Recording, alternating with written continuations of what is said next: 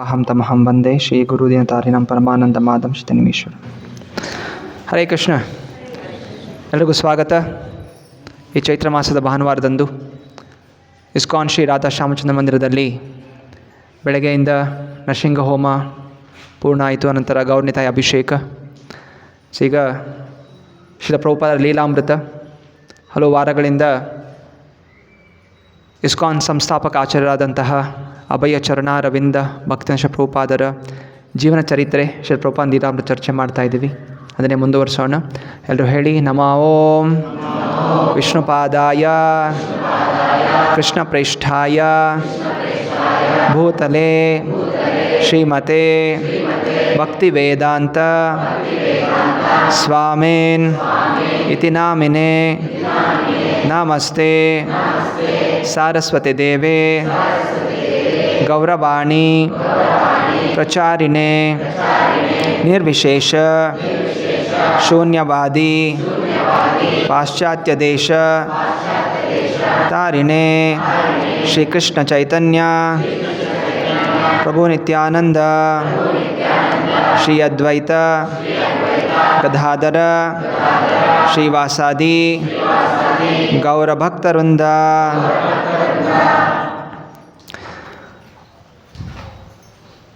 ಸಾವಿರದ 1967 ಶ್ರೀ ಪ್ರಭುಪಾದರು ಭಾರತಕ್ಕೆ ಬಂದಿದ್ದಾರೆ. 1965 ಭಾರತದಿಂದ ನ್ಯೂಯಾರ್ಕ್ ಹೋಗಿ ನ್ಯೂಯಾರ್ಕಿಂದ ಸ್ಯಾನ್ ಫ್ರಾನ್ಸಿಸ್ಕೋ ರಥಯಾತ್ರೆಯಲ್ಲಿ ಆಚರಣೆ ಮಾಡಿ ಹಗಲು ರಾತ್ರಿ ತುಂಬ ಶ್ರಮಪಟ್ಟು ಪುಸ್ತಕಗಳ ಅನುವಾದ ಮಾಡುವಂಥದ್ದು, ಭೇಟಿ ಕೊಡುವಂಥದ್ದು, ಎಲ್ಲ ಹಿಪ್ಪಿಗಳಿಗೆ ಜ್ಞಾನೋದಯ ಕೊಡುವಂಥದ್ದು ಮಾಡ್ತಾ, ಜೊತೆಯಲ್ಲಿ 2 ಬಾರಿ ಹಾರ್ಟ್ ಅಟ್ಯಾಕ್ ಕೂಡ ಆಗಿರೋ ಕಾರಣ ಅವರಿಗೆ ಸ್ಟ್ರೋಕ್ ಅನ್ನೋದು ಬರುತ್ತೆ. ಎಡಭಾಗ ಲಕ್ವ ಕಾರಣ ಅದು ನಿಷ್ಕ್ರಿಯವಾಗಿರುತ್ತೆ. ತುಂಬ ಔಷಧಿಗಳು ತೊಗೊಂಡ್ರು ಕೂಡ ಅಲ್ಲಿ ಅಮೆರಿಕದ ಆಸ್ಪತ್ರೆಗಳು ರೋಗ ನಿವಾರಣೆ ಮಾಡಲಿಕ್ಕೆ ಆಗೋದಿಲ್ಲ. ಮುಖ್ಯವಾಗಿ ಅಲ್ಲಿನ ವಾತಾವರಣ ತುಂಬ ಚಳಿ. ಅದರಿಂದ ಅವರು ಭಾರತಕ್ಕೆ ಹಿಂದಿರುಗಬೇಕು ಅಂಥೇಳಿ 1967 ವಾಪಸ್ ಬಂದಿದ್ದಾರೆ ಭಾರತಕ್ಕೆ. ಡೆಲ್ಲಿಯಿಂದ ವೃಂದಾವನ, ಜೊತೆಯಲ್ಲಿ ಶಿಷ್ಯಂದರು ಕೂಡ ಬಂದಿದ್ದಾರೆ. ಕೀರ್ತಾನಂದ ಪ್ರಭು, ಅನಂತರ ಅಚ್ಯುತಾನಂದ ಪ್ರಭು ಬರ್ತಾರೆ, ಅನಂತರ ರಾಮಾನುಜ. ಎಲ್ಲರೂ ಕೂಡ ಇಲ್ಲಿ ಭಾರತದಲ್ಲಿ ಪ್ರಥಮ ಬಾರಿಗೆ ಈ ಅಮೆರಿಕನ್ ಶಿಷ್ಯಂದರು ಭಾರತದ ವೃಂದಾವನದ ಭಕ್ತಿಯ ವಿಷಯಗಳನ್ನು ತಿಳಿತಾ ಇದ್ದಾರೆ. ಹೇಗೆ ರಾಧಾಕೃಷ್ಣ ಆರಾಧನೆ ನಡೆಯುತ್ತೆ ವೃಂದಾವನದ, ಇದೆಲ್ಲವೂ ಕೂಡ ನೋಡ್ತಾ ಇದ್ದಾರೆ ಶ್ರೀ ಪ್ರಭುಪಾದರ ಮಾರ್ಗದರ್ಶನದಲ್ಲಿ. ಹಾಗೆಯೇ ನೋಡೋದಕ್ಕೂ ಒಬ್ಬರು ಗುರುಗಳ ಮುಖಾಂತರ ನೋಡೋದಕ್ಕೂ ತುಂಬ ವ್ಯತ್ಯಾಸ ಇರುತ್ತೆ. ಸೊ ಹೀಗೆ ನಂತರ ಅವರ ಗುರುಭಾಯಿ ಅವರೆಲ್ಲ ಮಾಯಾಪುರದಲ್ಲಿ ಕರೀತಾ ಇದ್ದಾರೆ, ಬನ್ನಿ ಸ್ವಾಮೀಜಿ ನಮ್ಮ ಆಶ್ರಮಕ್ಕೆ ಬನ್ನಿ ಅಂತಲೇ ಸ್ವಾಗತ ಮಾಡ್ತಾ ಇದ್ದಾರೆ. ಇದಕ್ಕಿಂತ ಮುಂಚೆ ಪ್ರಭುಪಾದರು ಪತ್ರ ಬರೆದಾಗ ಸ್ವಲ್ಪ ಹಣದ ಸಹಾಯ ಮಾಡಿ ಅಥವಾ ಶಿಕ್ಷಣ ಕಳಿಸಿ ಅಂಥೇಳಿ ಯಾರೂ ಕೂಡ ಸಹಾಯ ಮಾಡಿಲ್ಲ. ಈಗ ಅಮೇರಿಕನ್ ಹುಡುಗರು ಕರ್ಕೊಂಬಂದಿದ್ದಾರೆ ಅಂದ ತಕ್ಷಣ ಎಲ್ಲ ಗುರುಭಾಯಿಗಳು ತಮ್ಮ ಆಶ್ರಮಕ್ಕೂ ಕೂಡ ಈ ಅಮೇರಿಕನ್ ಹುಡುಗರು ಬರಲಿ ಮತ್ತು ಸ್ವಾಮೀಜಿನ ಕೂಡ ಸ್ವಾಗತ ಮಾಡೋಣ ಅಂಥೇಳಿ ಅವ್ರ ಕೂಡ ಮುಂದಾಗ್ತಾ ಇದ್ದಾರೆ. ಅದೇ ಪ್ರಭುಪಾದರು ಕೂಡ ಇದೆಲ್ಲ ಬಗ್ಗೆ ಏನು ಚಿಂತನೆ ಮಾಡದೆ, ಹಿಂದೆ ಸಹಾಯ ಮಾಡಲಿಲ್ಲ, ಲೈಕಕ್ಕೆ ಹೋಗಬೇಕು ಅಂತೆಲ್ಲ ಯಾವುದೇ ರೀತಿ ದ್ವೇಷ ಭಾವನೆ ಇಲ್ಲ, ಅಸೂಯೆ ಭಾವನೆ ಇಲ್ಲ, ಅಹಂಕಾರ ಇಲ್ಲ. ಬದಲಾಗಿ ಅವರು ಇನ್ನೂ ಸಹಾಯ ಬೇಕು, ಎಲ್ಲರೂ ಜೊತೆಗೂಡಿ ಭಕ್ತಿ ಮುಂದುವರಿಬೇಕು, ವಿಶ್ವಾದ್ಯಂತ ಪ್ರಚಾರ ಆಗಬೇಕಾಗಿದೆ, ನಾನು ಒಬ್ಬನೇ ಕೂಡ ಮಾಡಲಿಕ್ಕೂ ಕೂಡ ಸಾಧ್ಯ ಇಲ್ಲ, ಎಲ್ಲರೂ ಒಗ್ಗೂಡಬೇಕು ಅನ್ನೋ ಭಾವನೆಯಿಂದಲೇ ಅವರು ಎಲ್ಲ ತಮ್ಮ ಗುರುಬಾಯಿಗಳು ಸ್ವಾಗತ ಮಾಡಿದಾಗ ಭೇಟಿ ಆಗ್ತೀನಿ ಅಂತ ಹೇಳಿ ವೃಂದಾವನದಿಂದ ಈಗ ಕೋಲ್ಕತ್ತಾಗೆ ಹೋಗ್ತಾ ಇದ್ದಾರೆ. ಸೊ ಅಲ್ಲಿ ಅವರ ತಂಗಿ ಭವತಾರಿಣಿ ಮಾತಾಜಿ ಅವರು ಕೂಡ ಅಲ್ಲಿ ಸ್ವಾಗತ ಮಾಡ್ತಾ ಇದ್ದಾರೆ. ಸೊ ದೊಡ್ಡ ಕೀರ್ತನೆಯೊಂದಿಗೆ ಸ್ವಾಗತ ಮಾಡಿದ್ದಾರೆ ರೈಲ್ವೆ ಸ್ಟೇಷನಲ್ಲಿ. ಅನಂತರ ಆ ಸಮಯ ಆಗ ದಸರಾ ನವರಾತ್ರಿ ಸಮಯ. ಸೊ ನವರಾತ್ರಿ ಸಮಯದಲ್ಲಿ ಕೋಲ್ಕತ್ತಲ್ಲಿ ತುಂಬ ವಿಶೇಷ ಈ ಕಾಳಿ ಪೂಜಾ. ಸೊ ಎಲ್ಲ ಕಡೆ ಹೇಗೆ ಇಲ್ಲಿ ಎಲ್ಲ ಗಣಪತಿ ಎಲ್ಲ ರಸ್ತೆಯಲ್ಲಿ ಗಣಪತಿ ಕೂರಿಸ್ತಾರೋ, ಹಾಗೆ ಕಲ್ಕತ್ತಾ ಅಲ್ಲಿ ರಸ್ತೆಯಲ್ಲಿ ಕಾಳಿಯನ್ನು ಕೂರಿಸ್ತಾರೆ. ಸೊ ಎಲ್ಲ ಶಿಷ್ಯಂದರು ನೋಡ್ತಾ ಇದ್ದಾರೆ, ಇದೆಲ್ಲ ಯಾವತ್ತೂ ನೋಡಿಲ್ಲ ಅವರು. ಸೊ ದೊಡ್ಡ ದೊಡ್ಡ ಕಾಳಿಯ ವಿಗ್ರಹಗಳು, ಬೇರೆ ಬೇರೆ ಕೈಗಳು, ಸಿಂಹ ಇದರ ಮೇಲೆ ಕೂರಿಸಿ ಎಲ್ಲ ಕಡೆ ದೊಡ್ಡ ಕೀರ್ತನೆ ನಡೀತಾ ಇದೆ. ಸೊ ಅಲ್ಲಿಯ ಕೀರ್ತನೆ ಅಂದರೆ ಸೊ ಎಲ್ಲ ಡಿ ಜೆ ಮ್ಯೂಸಿಕ್. ಇವತ್ತೆಲ್ಲ ಗಣಪತಿ ಹಬ್ಬ ಹೇಗೆ ಆಚರಣೆ ಮಾಡ್ತಾರೆ, ಯಾವುದು ಭಕ್ತಿಯ ಒಂದು ಹಾಡುಗಳಿಲ್ಲ, ಎಲ್ಲ ಫಿಲಮ್ ಹಾಡುಗಳು. ಸೊ ಇವರೆಲ್ಲ ಪಾಶ್ಚಾತ್ಯ ದೇಶದಿಂದ ಭಾರತದ ಸಂಗೀತ ಕಲಿಬೇಕು ಅಂತ ಬಂದಿದ್ದರೆ, ಇಲ್ಲೆಲ್ಲ ಇವರು ಸೌಂಡ್ ಸಿಸ್ಟಮ್ನಲ್ಲಿ ನೋಡ್ಬಿಟ್ಟು ಎಲ್ಲ ಪಾಶ್ಚಾತ್ಯ ದೇಶದ ಹಾಡುಗಳು ಇವರು ಇಲ್ಲಿ ಹಾಡ್ತಾರೆ, ಇಂಗ್ಲೀಷ್ ಹಾಡುಗಳು ಹಾಡ್ತಾರೆ ಖಾಲಿ ವಿಗ್ರಹಗಳ ಮುಂದೆ. ಅವರು ಕೂಡ ನೋಡ್ತಾ ಇದ್ದಾರೆ ಏನೋ ಹೀಗೆಲ್ಲ ನಡೀತಾ ಇದೆ ಭಾರತದಲ್ಲಿ, ಅದು ಕೋಲ್ಕತ್ತಾದಲ್ಲಿ. ಸೊ ನಂತರ ಅಲ್ಲಿ ಭವತಾರಿಣಿ ಮಾತಾಜಿ ಮನೆಗೆ ಹೋದ ತಕ್ಷಣ ಅಲ್ಲೆಲ್ಲ ಸ್ವಾಗತ ಮಾಡಿ, ಎಲ್ಲ ಅವರ ಶಿಲ ಪ್ರಭುಪಾದರ ಬಂಧು ಮಿತ್ರರು ಬಂದಿದ್ದಾರೆ, ಆರತಿ ಬೆಳಗ್ತಾ ಇದ್ದಾರೆ, ಸ್ವಾಗತ ಮಾಡ್ತಾ ಇದ್ದಾರೆ, ಪಾದ ಪೂಜೆ ಮಾಡಿ ಅವ್ರನ್ನ ಸ್ವಾಗತ ಮಾಡ್ತಾ ಇದ್ದಾರೆ ಧೂಪ ದೀಪಗಳಿಂದ. ಹಾಗೂ ಅಲ್ಲಿ ಉಲುಧ್ವನಿ ಅಂತಂದರೆ ಸೊ ನಾಲಿಗೆಯಿಂದ ಹೆಣ್ಮಕ್ಳು ಆ ಶಬ್ದ ಮಾಡ್ತಾರೆ. ಸೊ ಶಾಸ್ತ್ರ ಹೇಳುತ್ತೆ ಸ್ತ್ರೀಯರು ಅವರು ಶಂಖ ಓದೋದಿಲ್ಲ, ಪುರುಷರು ಶಂಖ ಓದ್ತಾರೆ. ಅದೇ ಸ್ತ್ರೀಯರು ನಾಲಿಗೆಯಿಂದ ಈ ಉಲುಧ್ವನಿ ಮಾಡ್ತಾರೆ, ಅದು ತುಂಬ ಮಂಗಳಮಯವಾದಂಥದ್ದು. ಸೊ ಉಲುಧ್ವನಿ, ಸೊ ಇದರ ಮುಖಾಂತರ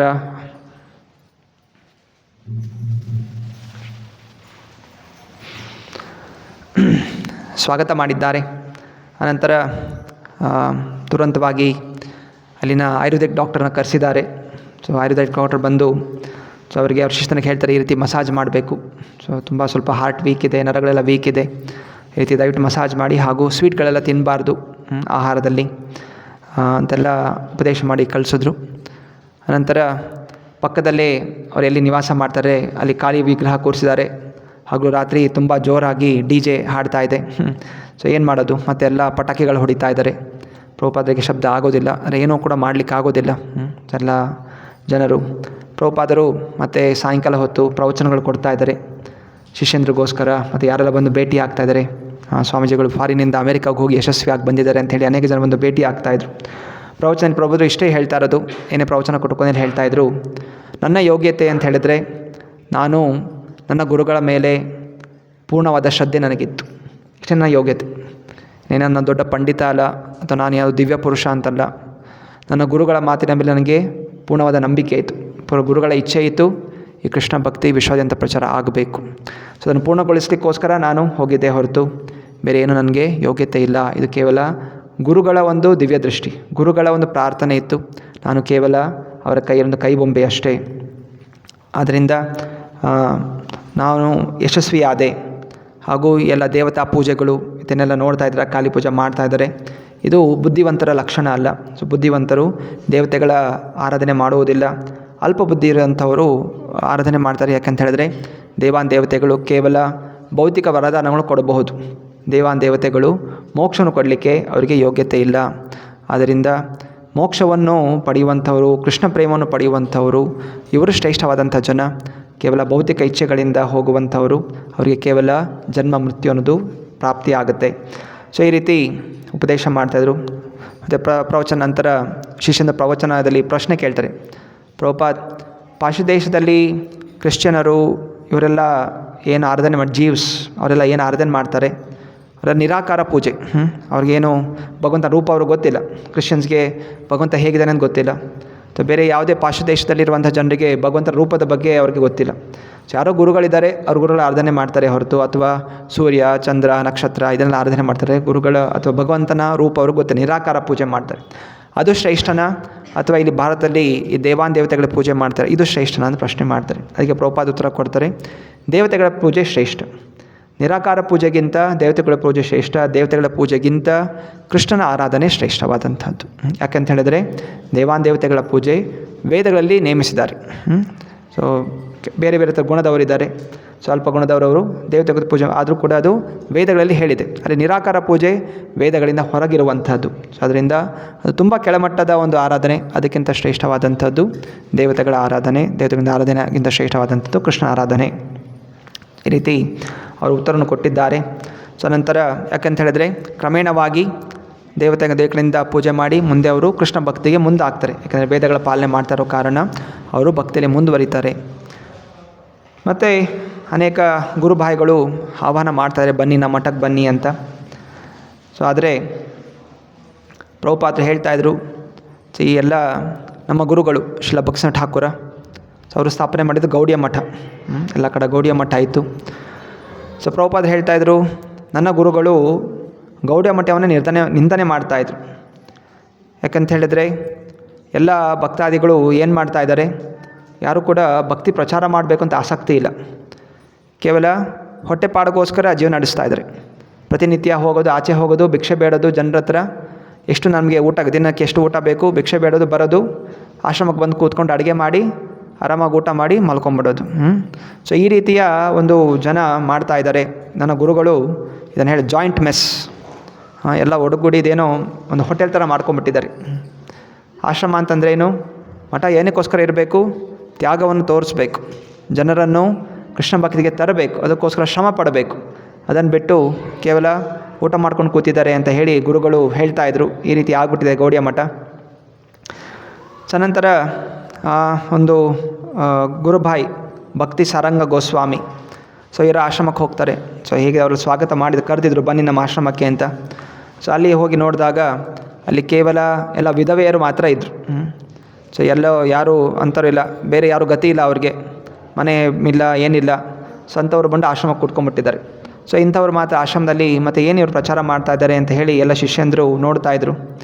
ಸೊ ನಂತರ ಪ್ರಭುಪಾದರಿಗೆ ಸನ್ಯಾಸ ಕೊಟ್ಟಂಥವರು ಒಬ್ಬರು ಗುರುಭಾಯಿ ಇದ್ದರು, ಭಕ್ತಿ BP ಕೇಶವ್ ಮಹಾರಾಜ್ ಅಂತ. ಸೊ ಅವರು ಕೂಡ ಸ್ವಾಗತ ಮಾಡಿದ್ದಾರೆ. ಪ್ರಭುಪಾದರು ಅಲ್ಲಿ ಹೋಗ್ತಾರೆ. ಪ್ರಭುಪಾದಲ್ಲಿ ಹೋದಾಗ ಅವರು ಆವಾಗಲೇ ತುಂಬ ವೃದ್ಧರಾಗಿತ್ತು, ಹಾಗೂ ಎಲ್ಲ ಮಂಡಿ ನೋವು ಎಲ್ಲ ಆಗಿರೋಕೊಂಡು ಜಾಸ್ತಿ ಓಡಾಡಲಿಕ್ಕೆ ಆಗ್ತಾ ಇರಲಿಲ್ಲ. ನಂತರ ಅವರು ಮಲ್ಕೊಂಡೇ ಇರ್ತಾಯಿದ್ರು.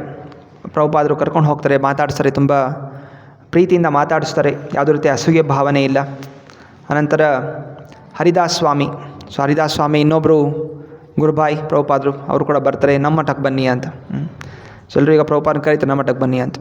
ಸೊ ಪ್ರಭುಪಾದ ಹೇಳ್ತಾರೆ, ತನ್ನ ಶಿಷ್ಯನಿಗೆ ಹೇಳ್ತಾರೆ, ಅಚ್ಯುತಾನಂದ ಪ್ರಭು ಜೊತೆಗಿರ್ತಾರೆ, ಹೇಳ್ತಾರೆ ಇವ್ರ ಮಠಕ್ಕೆ ಹೋಗಬೇಕು ಅಂತ ಹೇಳಿದರೆ ಇಲ್ಲಿಂದ ಆಟೋ ತೊಗೊಂಡು ಹೋಗಬೇಕು, ಮತ್ತು ಅಲ್ಲಿಂದ ಒಂದು ಟ್ರಾಮ್ ಹಿಡಿಬೇಕು, ಮತ್ತೆ ತಿರ್ಗಾ ಇನ್ನೊಂದು ಆಟೋ ಹಿಡ್ಕೊಂಡು ಹೋಗಬೇಕು, ಮತ್ತು ಇಷ್ಟೊಂದು ನನಗೆ ಆರೋಗ್ಯಕ್ಕೆ ಒಳ್ಳೆಯದಲ್ಲ ಅಂತ ಶಿಷ್ಯನಿಗೆ ಹೇಳ್ತಾರೆ. ಆಗ ಶಿಷ್ಯ, ಪ್ರಭುಪಾದ ನೇರವಾಗಿ ಹೇಳೋದಿಲ್ಲ ಗುರುಭಾಯಿಗೆ, ಹೆಂಗೆ ಹೇಳೋದು ಬರೋದಿಲ್ಲ ಅಂತ ಶಿಷ್ಯನಿಗೆ. ಸೊ ಶಿಷ್ಯ ಹೇಳ್ತಾನೆ, ಇಲ್ಲ ನಾವು ಬರೋದಿಲ್ಲ ಅಂತ ಹೇಳ್ತಾನೆ. ಆಗ ಹರಿದಾಸ್ ಸ್ವಾಮಿಗೆ ತುಂಬ ಸಿಟ್ಟು ಬರುತ್ತೆ, ನೀನು ಯಾರು ಹೇಳೋದಕ್ಕೆ ಅಂತ. ಬ್ರಹ್ಮಚಾರಿ ಹೆಂಗಿರಬೇಕು, ಬ್ರಹ್ಮಚಾರಿ ತ್ಯಾಗಮಯದ ಜೀವನ ನಡೆಸಬೇಕು, ತ್ಯಾಗ ಮಾಡಬೇಕು, ಶ್ರಮ ಪಡಬೇಕು ಅಂತ. ಆಗ ಅಚ್ಯುತಾನಂದ ಪ್ರಭು ಹೇಳ್ತಾರೆ, ನಾನು ಶ್ರಮ ಪಡಲಿಕ್ಕೆ ತಯಾರಿದ್ದೀನಿ, ಆದರೆ ನನ್ನ ಗುರುಗಳಿಗೆ ಶ್ರಮ ಕೊಡಿಸ್ಲಿಕ್ಕೆ ನಾನು ತಯಾರಿಲ್ಲ, ಅವರ ಆರೋಗ್ಯ ಅಷ್ಟು ಶ್ರೇಷ್ಠ ಇಲ್ಲ, ಅದೇ ನಾನು ಕರ್ಕೊಂಬರೋದಿಲ್ಲ ಅಂತ. ಮತ್ತು ಹರಿದಾಸ್ ಸ್ವಾಮಿ ಅವರು ಸಿಟ್ಟು ಮಾಡಿಕೊಂಡು ಬೈಕೊಂಡು ಹೊಟ್ಟೋಗ್ತಾರೆ. ಶಿವಪ್ರಭು ಹೇಳ್ತಾರೆ, ಪರವಾಗಿಲ್ಲ, ಏನು ಚಿಂತನೆ ಮಾಡಬೇಡ, ಅವ್ರು ಹಾಗೆ ಅವರು ಅಂತ. ಸೊ ಹೀಗೆ ಶಿಷ್ಯಂದರು ತಮ್ಮ ಗುರುಗಳ ರಕ್ಷಣೆಗೋಸ್ಕರ ಅವರು ಸದಾ ಅವರು ಎಚ್ಚರ ಇರ್ತಾಯಿದ್ರು. ಅನಂತರ ಶಿವಪ್ರಭುಪಾದ್ ಸೊ ಇಲ್ಲಿ ಮಾತಲ್ಲಿದ್ದರೂ ಕೂಡ ಅವರ ಮನಸ್ಸು ಅಮೆರಿಕದಲ್ಲೇ ಇದೆ. ನನ್ನ ಶಿಷ್ಯಂದರು ಏನು ಮಾಡ್ತಾರೆ, ಒಬ್ಬಂಟಿಯಾಗಿ ಏನು ನಾನು ಹೇಳ್ಕೊಟ್ಟಿದ್ದೀನಿ, ಸೊ ಅವ್ರು ಇನ್ನೂ ಅಷ್ಟು ಪ್ರಗತಿ ಹೊಂದಿಲ್ಲ. ಸೊ ಅದರಿಂದ ಪ್ರತಿ ಪತ್ರಗಳನ್ನು ಬರಿತಾಯಿದ್ರು, ಹೇಗಿದ್ದೀರಾ, ಏನು ಮಾಡ್ತಾಯಿದ್ದೀರಾ, ತಪಸ್ಯ ಹೇಗೆ ನಡೀತಾ ಇದೆ, ಹೊಸದಾಗಿ ಏನಾದರೂ ಸೆಂಟರ್ಗಳು, ಶಾಖೆಗಳು ತೆರೆದಿದ್ದೀರಾ, ಎಲ್ಲ ಪತ್ರಗಳಲ್ಲಿ ಬಾರಿ ಹೇಳ್ತಾಯಿದ್ರು. ಹಾಗೂ ಅಲ್ಲಿ ಅಮೆರಿಕದ ವೀಸಾ ಬೇಕಾಗಿತ್ತು. ವೀಸಾ ಆಗದೇ ಇರೋ ಕಾರಣ ಅವ್ರು ಭಾರತಕ್ಕೆ ಬಂದಿರೋ ಒಂದು ಆರೋಗ್ಯನೂ ಕೂಡ ಸರಿ ಇರಲಿಲ್ಲ, ಜೊತೆಗೆ ವೀಸಾ ಕೂಡ ಎಕ್ಸ್ಪೈರ್ ಆಗಿತ್ತು. ಅದರಿಂದ ಪರ್ಮನೆಂಟ್ ವೀಸಾ ಬೇಕು ಅಂತ ಹೇಳಿ ಅವರು ಪ್ರಯತ್ನ ಮಾಡ್ತಾಯಿದ್ರು. ಆದರೆ ಇನ್ನೂ ಕೂಡ ಅಲ್ಲಿ ವೀಸಾ ಸಿಗ್ತಾ ಇಲ್ಲ, ಸುಮಾರು ತಿಂಗಳುಗಳಾಗ್ತಾಯಿದೆ. ಸೊ ನಂತರ ಪ್ರಭುಪಾದ ಯೋಚನೆ ಮಾಡ್ತಾರೆ, ಬಹುಶಃ ಟೂರಿಸ್ಟ್ ವೀಸಾ ಮೇಲೆ ಹೋಗೋಣ, ಪರ್ಮನೆಂಟ್ ವೀಸಾ ಸಿಗಲಿ ಕೂಡ ಟೂರಿಸ್ಟ್ ವೀಸಾ ಮೇಲೆ ಹೋಗೋಣ. ಟೂರಿಸ್ಟ್ ವೀಸಾ ಒಂದು 4 ತಿಂಗಳು ಕೊಡ್ತಾರೆ, ತಿರ್ಗಾ ಹೋಗೋದು, ತಿರ್ಗಾ ಬರಬೇಕು. ಅವರು ಕೂಡ ಪರವಾಗಿಲ್ಲ, ಒಂದು ಸಲ ಹೋಗಿ ತಿರ್ಗಾ ಒಂದು ಸಲ ಭೇಟಿ ಆಗಬೇಕು ಅಂತ ಹೇಳಿ ಕೋಲ್ಕತ್ತಾದಲ್ಲಿ US ಕಾನ್ಸುಲೇಟ್ ಹೋಗಿ ಅಲ್ಲಿ ಭೇಟಿ ಆಗ್ತಾರೆ. ಆನಂತರ ವಿಸಿಟರ್ ವೀಸಾ ಅಪ್ಲೈ ಮಾಡಿದ ತಕ್ಷಣ, ಸೊ ವಿಸಿಟರ್ ವೀಸಾ ಅಂದರೆ ಏನಾದರೂ ಕಾರಣ ಇರಬೇಕು. ಸೊ ಕಾರಣ ಏನು, ನಾನು ಆಧ್ಯಾತ್ಮಿಕ ಗುರು, ಹಾಗೂ ಅಲ್ಲಿ ನನ್ನ ಶಿಷ್ಯರಿದ್ದಾರೆ, ವಿದ್ಯಾಭ್ಯಾಸಕ್ಕೋಸ್ಕರ ನನ್ನ ಕರೀತಾ ಇದ್ದಾರೆ. ಸೊ ಆದ್ದರಿಂದ ಈ ವೀಸಾನ ಅಪ್ಲೈ ಮಾಡ್ತಾ ಇದ್ದೀನಿ. ಹಾಗೂ ಬೇರೆ ಯೂನಿವರ್ಸಿಟಿಗಳು ಕೂಡ ಲೆಟರ್ಗಳು ಕೊಟ್ಟಿದ್ದರು, ಇವರೆಲ್ಲ ದೊಡ್ಡ ಸ್ವಾಮಿ ನಮ್ಮ ಕಾಲೇಜಿಗೆ ಬಂದು ಇವರು ಪ್ರವಚನಕ್ಕೋಸ್ಕರ ನಾವು ಇನ್ವಿಟೇಷನ್ ಕಳಿಸಿದ್ದೀವಿ. ಸೊ ಆದ್ದರಿಂದ ಅವರಿಗೆ 4 ತಿಂಗಳು ವೀಸಾ ಸ್ಯಾಂಕ್ಷನ್ ಆಗುತ್ತೆ. ಸೊ ನಂತರ ಇಲ್ಲಿ ಹಯಗ್ರೀವ ಅವರಿಗೆ ಪತ್ರದಲ್ಲಿ ಬರೀತಾ ಇದ್ದಾರೆ, ಸೊ ನಾನು ನವಂಬರಲ್ಲಿ ಬರಬೇಕು ಅಂತಿದ್ದೀನಿ, ಎಲ್ಲ ವೀಸಾ ಎಲ್ಲ ತಯಾರಾಗಿದೆ, ಹಾಗೂ ನಾವು ಇಲ್ಲಿ ಬೇರೆ ಕಡೆ ಹೋಗ್ತಾ ಇದ್ದೀವಿ, ಅಚ್ಯುತಾನಂದ ಜೊತೆಯಲ್ಲಿ ರಾಮಾನುಜ ದಾಸ್ ಇವರೆಲ್ಲರೂ ಕೂಡ ಜೊತೆಲಿ ಬರ್ತಾ ಇದ್ದಾರೆ, ನವದ್ವೀಪ ಎಲ್ಲ ಬೇರೆ ಕಡೆ ಕರ್ಕೊಂಡು ಹೋಗ್ತಾ ಇದ್ದೀನಿ. ಕೋಲ್ಕತ್ತಾಗಿಂತ ಇಲ್ಲಿ ನವದ್ವೀಪ ಸ್ವಲ್ಪ ಪರವಾಗಿಲ್ಲ, ಸ್ವಲ್ಪ ತಂಪಿದೆ, ಎಲೆಗಳು, ಮರಗಳು, ಗಿಡಗಳು ಇದೆಲ್ಲ ಕಾಣ್ತಾ ಇದೆ. ಸೊ ಹೀಗೆಲ್ಲ ಪತ್ರ ಬರೀತಾ ಇದ್ದಾರೆ, ವಿವರಿಸ್ತಾ ಇದ್ದಾರೆ ಎಲ್ಲ ನವದ್ವೀಪದ ಬಗ್ಗೆ ಅವರ ಶಿಷ್ಯಂದ್ರಿಗೆ. ನೀವು ಕೂಡ ಎಲ್ಲ ಬರಬೇಕು, ಒಂದು ಸಲ ನೀವೆಲ್ಲ ಕೂಡ ಬಂದು ಎಲ್ಲರೂ ನೋಡಬೇಕು ಅಂತ ಬಾರಿ ಪತ್ರದಲ್ಲಿ ಬರೀತಾಯಿದ್ರು. ಸೊ ನಂತರ ಇಲ್ಲಿ ಕೋಲ್ಕತ್ತಾಯಿಂದ ಇವರು ನವದ್ವೀಪ ಕಡೆ ಹೋಗ್ತಾರೆ. ಕೋಲ್ಕತ್ತಾದಿಂದ ನವದ್ವೀಪ ಸುಮಾರು 100 ಕಿಲೋಮೀಟರ್ ಇದೆ. ಸೊ ಟ್ರೈನಲ್ಲಿ ಹೋಗಬೇಕು. ಸೊ ಅಲ್ಲಿ 4 ತಾಸು ಜರ್ನಿ ಆಗುತ್ತೆ. ಆನಂತರ ಅಲ್ಲಿ ಕೇಶವ್ ಮಹಾರಾಜ್ ಮತ್ತು ಶ್ರೀಧರ್ ಮಹಾರಾಜ್ ಅವರ ಶಿಷ್ಯಂದರು ಬಂದಿದ್ದಾರೆ ಸ್ವಾಗತ ಮಾಡಲಿಕ್ಕೆ ಅಂತ. ಸೊ ನೋಡಿದಾಗ ತುಂಬ ನೀಟಾಗಿದ್ದರು ಅವರೆಲ್ಲ ಶಿಷ್ಯಂದರು, ಭಕ್ತಾದಿಗಳು ಎಲ್ಲ ನೀಟಾಗಿ ಶೇವ್ ಮಾಡ್ಕೊಂಡಿರೋದು, ಒಳ್ಳೆ ಕಾವಿ ಬಟ್ಟೆ ಎಲ್ಲ ಇಸ್ತ್ರಿ ಮಾಡಿಕೊಂಡು ತುಂಬ ನೀಟಾಗಿರ್ತಾಯಿದ್ರು. ಸೊ ನಂತರ ಎಲ್ಲರೂ ಕೂಡ ಆಟೋ ಹೊತ್ಕೊಂಡು ಹೋಗ್ತಾರೆ. ಎಲ್ಲರೂ ನೋಡ್ತಾ ಇದ್ದಾರೆ ನಾನಾ ರೀತಿಯ ಗಿಡ ಮರಗಳು, ಹಸಿರು ಮಣ್ಣಿನ ಮನೆಗಳು, ಎಲ್ಲ ಕಡೆ ತಂಪು ಕಾಣ್ತಿದೆ. ಅಲ್ಲಿ ಇಲ್ಲಿ ಎಲ್ಲ ಕಡೆ ಸಣ್ಣ ಸಣ್ಣ ಹೊಳೆ ಇದೆಲ್ಲವೂ ಕೂಡ ಕಾಣ್ತಾ ಇದೆ. ನಂತರ ಶ್ರೀಧರ್ ಮಹಾರಾಜ್ ಅವರ ಆಶ್ರಮಕ್ಕೆ ಮೊದಲು ಹೋಗ್ತಾರೆ. ಶ್ರೀಧರ್ ಮಹಾರಾಜ್ ಅವ್ರಿಗೆ ತುಂಬ ವಯಸ್ಸಾಗಿತ್ತು. ಸೊ ಆದರೆ ಅವರು ತುಂಬ ಖುಷಿಯಿಂದ ಸ್ವಾಗತ ಮಾಡ್ತಾರೆ. ಅವರು ಕೂಡ ಇಂಗ್ಲೀಷ್ ಬರ್ತಾಯಿತ್ತು. ಸೊ ನಂತರ ಅವರು ಪ್ರಭುಪಾದರನ್ನ ತಪ್ಪಿಕೊಂಡು ಹೇಳ್ತಾರೆ, ಚೈತನ್ಯ ಮಹಾಪ್ರಭುಗಳ ಭವಿಷ್ಯವಾಣಿ ಏನಿತ್ತು ಅದನ್ನು ನೀವು ನೆರವೇರಿಸಿದ್ದೀರಾ. ಚೈತನ್ಯ ಮಹಾಪ್ರಭು 500 ವರ್ಷಗಳೇ ಕೂಡ ಹೇಳಿದರು, ನನ್ನ ಒಬ್ಬ ಸೇನಾಧಿಪತಿ ಭಕ್ತ ಬರ್ತಾನೆ, ಅವನು ಈ ಕೃಷ್ಣ ಭಕ್ತಿಯನ್ನು ವಿಶ್ವಾದ್ಯಂತ ಪ್ರಚಾರ ಮಾಡ್ತಾರೆ ಅಂತ ಭವಿಷ್ಯ ನೋಡಿದ್ರು, ಅದನ್ನ ನೀನು ನೆರವೇರಿಸಿದ್ಯಾ ಅಂತ ಹೇಳಿ ಖುಷಿಯಿಂದ ಸ್ವಾಗತ ಮಾಡ್ತಾರೆ. ಸೊ ಶಿಷ್ಯನ ಗಮನಿಸ್ತಾರೆ. ಸೊ ಇವರಿಗೆ ಏನು ಅಸೂಯೆ ಭಾವನೆ ಇಲ್ಲ, ನಾವ್ಯಾರು ಮಾಡೋಕ್ಕಾಗಿಲ್ಲ, ಈ ವ್ಯಕ್ತಿ ಹೋಗಿದ್ದಾನೆ ಅಂತಲೇ ಏನು ಅಸೂಯೆ ಭಾವನೆ ಇಲ್ಲ, ತುಂಬ ಖುಷಿಯಿಂದ ಸ್ವಾಗತ ಮಾಡಿದ್ದಾರೆ. ಸೊ ಅದರಿಂದ ಈ ಶಿಷ್ಯರು ಕೂಡ ತುಂಬ ಖುಷಿ ಆಗುತ್ತೆ. ನಮ್ಮ ಗುರುಗಳು ಸಾಧಾರಣ ವ್ಯಕ್ತಿ ಅಲ್ಲ, ಚೈತನ್ಯ ಮಹಾಪ್ರಭುಗಳು ಏನು ಭವಿಷ್ಯ ನೋಡಿದ್ರು ನಮ್ಮ ಗುರುಗಳು ಪೂರೈಸಿದ್ದಾರೆ ಅಂತ ಇವರು ಕೂಡ ನಂಬಿಕೆ ದೃಢ ಆಗ್ತಾ ಹೋಯಿತು. ಅನಂತರ ಪ್ರಭುಪಾದರು ಕೂಡ ತುಂಬ ಖುಷಿಯಿಂದ ಮಾತಾಡ್ತಾರೆ. ಅನಂತರ ಮರು ದಿವಸ ಶ್ರೀಧರ್ ಮಹಾರಾಜ್ ಅವ್ರದ್ದು ವ್ಯಾಸ ಪೂಜಾ ಇರುತ್ತೆ. ಸೊ ಅದರಿಂದ ಎಲ್ಲ ತಯಾರಿ ನಡೀತಾ ಇರುತ್ತೆ. ಪ್ರಭುಪಾದರು ಕೂಡ ಹೇಳ್ತಾರೆ, ಸೊ ನೀವು ಕೂಡ ನೋಡ್ಕೊಳ್ಳಿ ಹೇಗೆ ವ್ಯಾಸ ಪೂಜಾ ಗುರುಗಳ ಹುಟ್ಟಿದ ಹಬ್ಬವನ್ನು ಯಾವ ರೀತಿ ಆಚರಣೆ ಮಾಡಬೇಕು, ಇದು ಶಿಷ್ಯಂದ್ರ ಕರ್ತವ್ಯ. ಗುರುಗಳ ಬರ್ಡೇ ಆಚರಣೆ, ಎಲ್ರಿಗೂ ತಮ್ಮ ಬರ್ಡೇ ಆಚರಣೆ ಮಾಡಿ ತುಂಬ ಸಂತೋಷ. ಆದರೆ ಗುರುಗಳ ವ್ಯಾಸ ಪೂಜಾ ಆಚರಣೆ ಮಾಡುವುದು ತುಂಬ ಶ್ರೇಷ್ಠಕರ. ಗುರುಗಳ ಗುಣಗಾನ ಮಾಡುವಂಥದ್ದು, ಅವರು ಮಾಡಿದ ಸಹಾಯವನ್ನು ನೆನೆಸುವಂಥದ್ದು. ಏಕೆಂದರೆ ಗುರು ಮಾಡಿದಂತಹ ಒಂದು ಸಹಾಯ ಅದನ್ನು ತೀರಿಸ್ಲಿಕ್ಕೆ ಆಗೋದಿಲ್ಲ. ಬೇರೆಯವರು ಏನಾದರೂ ಸಹಾಯವನ್ನು ತೀರಿಸ್ಬೋದು, ಆದರೆ ಗುರುಗಳು ಮಾಡಿದ ಸಹಾಯ ಜನ್ಮಾಂತರಗಳು ತೀರ್ಸೋಕ್ಕಾಗೋದಿಲ್ಲ. ಕೂಡ ಆಚಾರ್ಯರು ಹಾಡಿದ್ದಾರೆ, ಜನ್ಮೆ ಪ್ರಭು ಸೈ. ಸೊ ಯಾರು ಆಧ್ಯಾತ್ಮಿಕ ಗುರು ಜನ್ಮಾಂತರದಲ್ಲಿ ಅವರೇ ಕೂಡ ಗುರು ಆಗಿರಬೇಕು ಅನ್ನುವಂಥದ್ದು ಶುದ್ಧ ಭಕ್ತಾದಿಗಳು ಆಚರಣೆ ಮಾಡ್ತಾರೆ. ಸೊ ಹೀಗೆ ಅಲ್ಲಿ ಗುರುಗಳ ವ್ಯಾಸಪೂಜೆ, ಶ್ರೀಧರ್ ಸ್ವಾಮಿ ಅವರ ವ್ಯಾಸಪೂಜೆ ಅದೆಲ್ಲ ನೋಡ್ತಾರೆ. ಮತ್ತೆಲ್ಲರೂ ಕೂಡ ಗುಣಗಾನ ಮಾಡ್ತಾರೆ. ಪ್ರಭುಪಾದರು ಕೂಡ ಮಾತಾಡ್ತಾರೆ, ದೊಡ್ಡ ಪ್ರವಚನ ಇರುತ್ತೆ. ಎಲ್ಲರೂ ಕೂಡ ಸಂತೋಷ ಆಗುತ್ತೆ. ಅನಂತರ ದೇವಾನಂದ ಮಠ, ಅಲ್ಲಿ ಕೇಶವ್ ಮಹಾರಾಜ್ ಅವರ ಆಶ್ರಮಕ್ಕೆ ಹೋಗ್ತಾರೆ. ಸೊ ಕೇಶವ ಮಹಾರಾಜ ಆಶ್ರಮಕ್ಕೆ ಹೋದಾಗ ಅಲ್ಲಿ ಸುಮಾರು 200 ಬ್ರಹ್ಮಚಾರಿಗಳಿದ್ದಾರೆ. 200 ಬ್ರಹ್ಮಚಾರಿಗಳು, 20 ಸನ್ಯಾಸಿಗಳು. ಇಲ್ಲಿ ತನಕ ಯಾವುದೆಲ್ಲ ಮಠಕ್ಕೆ ಹೋಗಿದ್ರು ಅಲ್ಲೆಲ್ಲ ಆ ರೀತಿ ನೋಡಿರಲಿಲ್ಲ. ಕೆಲವು ಕಡೆ ಅಲ್ಲಿ ಕೋಲ್ಕತ್ತಾದಲ್ಲಿ ಎಲ್ಲ ವಿಧವೆಯರು ಇರ್ತಾಯಿದ್ರು, ಇನ್ನು ಸಣ್ಣ ಪುಟ್ಟ ಸ್ವಲ್ಪ ಜನ. ಆದರೆ ಈ ಒಂದು ಮಠದಲ್ಲಿ ಈ ಮಹಾರಾಜ ಹತ್ರ 200 ಬ್ರಹ್ಮಚಾರಿಗಳು, ಇಷ್ಟೊಂದು ಜನ ಒಂದು ಆಶ್ರಮದಲ್ಲೇ ಇರ್ತಾಯಿದ್ದಾರೆ. ಒಳ್ಳೆಯ ಕೀರ್ತನೆ, ಮೃದಂಗ ಕರ್ತಾರದಿಂದ ದೊಡ್ಡ ಕೀರ್ತನೆ ಆಗುತ್ತೆ. ಮತ್ತು ನಗರ ಕೀರ್ತನೆ ಕೂಡ ಹೋಗ್ತಾರೆ, ಎಲ್ಲ ಕಡೆ ನಗರ ಕೀರ್ತನೆ ಮಾಡಿ ಬರ್ತಾರೆ. ಸೊ ಹೀಗೆ 9 ದಿವಸ ನವದ್ವೀಪದಲ್ಲೇ ಕಳೀತಾರೆ. ಅನಂತರ ಮತ್ತೆ ಪುನಃ ಈಗ ಅಮೇರಿಕಾಗೆ ಹೋಗಬೇಕು. ಸೊ ಅಮೇರಿಕಾಗೆ ಹೋಗಲಿಕ್ಕೆ ಈಗ ವೀಸಾ 4 ತಿಂಗಳು ವೀಸಾ ಸಿಕ್ಕಿದೆ. ಟಿಕೆಟ್ ಕೂಡ ಯಾರೋ ಬುಕ್ ಮಾಡಲಿಕ್ಕೆ ತಯಾರಾಗಿದ್ದಾರೆ. ಸೊ ಅದರಿಂದ ಮತ್ತೆ ಪುನಃ ಕೋಲ್ಕತ್ತಾಗೆ ಹೋಗ್ತಾರೆ. ಸೊ ಕೋಲ್ಕತ್ತಾಗೆ ಹೋದಾಗ ಈಗ ಅವರು ರಾಧಾ ಗೋವಿಂದ ಮಂದಿರಕ್ಕೆ ಹೋಗ್ತಾರೆ. ಎಲ್ಲಿ ಪ್ರಭುಪಾದರು ಬಾಲ್ಯದಲ್ಲಿ ನಿವಾಸ ಮಾಡ್ತಾಯಿದ್ರು. ಅವರಿದ್ದಂತಹ ಒಂದು ಜಾಗ ಮಲಿಕ್ಸ್ ಫ್ಯಾಮಿಲಿ, ಆ ಪರಿವಾರದಿಂದ ಬಂದಂಥವರು. ಸೊ ಅವ್ರದ್ದೇ ಸ್ವಂತವಾದ ಎಲ್ಲ ಪರಿವಾರಕ್ಕೆ ಒಂದು ದೊಡ್ಡ ಮಂದಿರ ಇತ್ತು, ರಾಧಾ ಗೋವಿಂದ ಮಂದಿರ. ಸೊ ಅಲ್ಲಿ ಹೋದಾಗ ಎಲ್ಲ ತಮ್ಮ ಶಿಷ್ಯನಿಗೆ ತೋರಿಸಿದ್ರು, ಯಾವ ರೀತಿ ನಾನು ಸಣ್ಣ ಬಾಲಕನಾಗಿರಬೇಕಾದ್ರೆ ನಾವೆಲ್ಲ ಇಲ್ಲೇ ಸೇರಿ ಕೀರ್ತನೆ ಮಾಡ್ತಾಯಿದ್ವಿ, ಇಲ್ಲೇ ರಥಯಾತ್ರೆ ಮಾಡ್ತಾಯಿದ್ದೆ ಸಣ್ಣದಾಗಿ. ಮತ್ತು ಎಲ್ಲ ನಮ್ಮ ಪರಿವಾರಕ್ಕೆ ಇದು ಮೂಲ ನಮ್ಮ ಕುಲದೇವರು ರಾಧಾ ಗೋವಿಂದ ಆಗಿದ್ದರು. ತುಂಬ ವಿಜೃಂಭಣೆಯಿಂದ ಇಲ್ಲಿ ಪೂಜೆ ಎಲ್ಲ ನಡೀತಾ ಇತ್ತು, ಎಲ್ಲ ವಿವರಿಸ್ತಾಯಿದ್ರು. ಆದರೆ ಈಗ ಅಂತಹ ಒಂದು ಪೂಜೆ ನಡೀತಾ ಇಲ್ಲ. ಪೂಜೆ ವಿಧಿ ಎಲ್ಲ ಕಡಿಮೆ ಆಗಿಬಿಟ್ಟಿದೆ. ಅಷ್ಟು ಭಕ್ತಿ ಭಾವನೆ ಜನರಲ್ಲಿಲ್ಲ, ಬದಲಾಗ್ಬಿಟ್ಟಿದ್ದಾರೆ.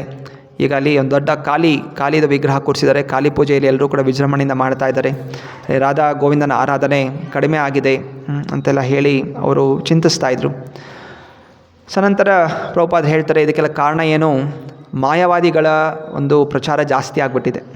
ಕೋಲ್ಕತ್ತಾದಲ್ಲಿ ಬೇರೆ ಬೇರೆ ಮಠಗಳಿರ್ತಾ ಇದೆ. ಇವತ್ತು ಕೂಡ ತುಂಬ ಆ ಮಠಗಳ ಗುಣಗಾನ ವಿಶ್ವಾದ್ಯಂತ ನಡೀತಾ ಇದೆ. ಅದೆಲ್ಲ ನಿರಾಕಾರವಾದಿಗಳು, ಮಾಯಾವಾದಿಗಳು. ಅಂದರೆ ಭಗವಂತನಿಗೆ ರೂಪ ಇಲ್ಲ, ನಾನೇ ಭಗವಂತ, ಅಹಂ ಬ್ರಹ್ಮಾಸ್ಮಿ ಅಂತ ಹೇಳ್ತಾ ಮಾಂಸ ಮೀನು ಎಲ್ಲ ತಿಂತ ಅವರು ಭಕ್ತಿ ಏನೋ ನಾವು ಧ್ಯಾನ ಮಾಡ್ತೀವಿ ಅಂತ ತಿಳ್ಕೊತಾರೆ. ಸೊ ನಾನೇ ಭಗವಂತ ಅಂತ ಹೇಳ್ತಾರೆ. ಸೊ ಈ ರೀತಿಯ ಪ್ರಚಾರ ಆಗಿರೋ ಕಾರಣ ದನಕ್ಕೆ ರಾಧಾಕೃಷ್ಣ ಆರಾಧನೆ ಅನ್ನೋದು ಅವರಿಗೆ ಅಷ್ಟು ಆಸಕ್ತಿ ಇಲ್ಲ. ಕಾಳಿ ಪೂಜೆ ಆದರೆ ಅವರಿಗೆ ಮಾಂಸ ಬಲಿ ಕೊಡುವಂಥದ್ದು ಇದೆಲ್ಲ ಮಾಡ್ತಾ ಅವರು ಹೀಗೆಲ್ಲ ಇದ್ದಾರೆ. ಎಲ್ಲ ರಾಧಾಕೃಷ್ಣ ಮಂದಿರದಲ್ಲೆಲ್ಲ ಪಾರಿವಾಳಗಳು, ಮಂಗಗಳು ಇದೆಲ್ಲ ಕೂಡ ಸೇರ್ಕೊಂಡ್ಬಿಟ್ಟಿದೆ. ಇಷ್ಟು ನಿರ್ಲಕ್ಷ್ಯ ಆಗಿಬಿಟ್ಟಿದೆ ರಾಧಾಕೃಷ್ಣರ ಆರಾಧನೆ. ಆದರೆ ಪಾಶ್ಚಾತ್ಯ ಇದು ಬೆಳೀತಾ ಇದೆ. ಭಾರತದಲ್ಲಿ ದೇವಾನುದೇವತೆಗಳ ಪೂಜೆ, ನಿರಾಕಾರ ಪೂಜೆ ಜಾಸ್ತಿ ಆಗ್ತಾಯಿದೆ. ಆದರೆ ಪಾಶ್ಚಾತ್ಯ ರಾಧಾಕೃಷ್ಣರ ಆರಾಧನೆಗೆ ಪ್ರಾಮುಖ್ಯತೆ ಅನ್ನೋದು ನನ್ನ ಶಿಷ್ಯಂದರು ಕೊಡ್ತಾ ಇದ್ದಾರೆ ಅಂತ ಹೇಳಿ ಪ್ರಭುಪಾದರು ಕೊಂಡಾಡ್ತಾರೆ. ನ್ಯೂಯಾರ್ಕಲ್ಲಿ, ಸ್ಯಾನ್ ಫ್ರಾನ್ಸಿಸ್ಕೋ, ಮಾಂಟ್ರಿಯಲ್, ಬಾಸ್ಟನ್ ಈ ಥರ ಅನೇಕ ಶಾಖೆಗಳು ತಿಳಿದಿದೆ. ಸೊ ಇದೆಲ್ಲವೂ ಕೂಡ ಪ್ರಭುಪಾದರು ವಿವರಿಸ್ತಾಯಿದ್ರು ಮತ್ತು ಹೇಳ್ತಾಯಿದ್ರು, ಇವತ್ತು ಭಾರತ ಹಿಂಗೆ ಕೆಳಮಟ್ಟಕ್ಕೆ ಹೋಗಿದೆ ಭಕ್ತಿಯಲ್ಲಿ. ಅದೇ ಪಾಶ್ಚಾತ್ಯ ಬೆಳೀತಾ ಇದೆ. ಸೊ ಕ್ರಮೇಣವಾಗಿ ಭಾರತ ಮತ್ತೆ ಪುನಃ ಪಾಶ್ಚಾತ್ಯದವರ ಅನುಸರಿಸುತ್ತೆ. ಅಲ್ಲಿ ನೋಡ್ಬಿಟ್ಟು ಅಮೇರಿಕ ನೋಡ್ಬಿಟ್ಟು ನಾವು ಅಮೇರಿಕನ್ ಥರ ಇರಬೇಕು ಅಂತ ಚಿಂತನೆ ಮಾಡುವಂಥ ಭಾರತೀಯರು. ಯಾವಾಗ ಅಮೇರಿಕನ್ ಜನ ಭಕ್ತಿಯಲ್ಲಿ ಮುಂದುವರಿತಾರೆ, ಆಗ ಮತ್ತೆ ಪುನಃ ಭಾರತೀಯರಿಗೆ ಅನಿಸುತ್ತೆ, ಅಮೇರಿಕ ಜನರೇ ಭಕ್ತಿ ಮಾಡ್ತಾ ಇರಬೇಕಾದ್ರೆ ನಾವು ಯಾಕೆ ಮಾಡಬಾರ್ದು ಅಂತ ತಿರ್ಗಿ ಅವರು ರಾಧಾಕೃಷ್ಣ ಆರಾಧನೆ ಶುರು ಮಾಡ್ತಾರೆ. ಸೊ ಈ ರೀತಿಯಲ್ಲಿ ಪ್ರಭುಪಾದರು ಆವಾಗಲೇ 50 ವರ್ಷಗಳ ಹಿಂದೆ ಸೊ ಏನು ಭಾರತ ಮುಂದೆ ಏನು ಯೋಚನೆ ಮಾಡುತ್ತೆ ಅಂತ ಯೋಚನೆ ಮಾಡಿ ಅಮೇರಿಕಾದಲ್ಲಿ ಹೋಗಿ ಪ್ರಚಾರ ಮಾಡಿರೋಂಥದ್ದು. ಸೊ ಇವತ್ತು ದಿವಸ ಭಾರತದಲ್ಲೂ ಕೂಡ ಜನ ಆಸಕ್ತಿ ಏನಕ್ಕೆ ತೋರಿಸಿದ್ರೆ, ಅಮೇರಿಕನ್ ಜನ, ರಷ್ಯನ್ ಜನ ಎಲ್ಲ ಕೂಡ ಕೃಷ್ಣ ಭಕ್ತಿ ಮಾಡ್ತಾರೆ, ನಾವು ಮಾಡಬೇಕು ಅಂಥೇಳಿ ಆಸಕ್ತರಾಗಿ ಈಗ ಅವರು ಕೂಡ ಭಕ್ತಿ ಮಾಡ್ತಾ ಇದ್ದಾರೆ. ಸೊ ನಂತರ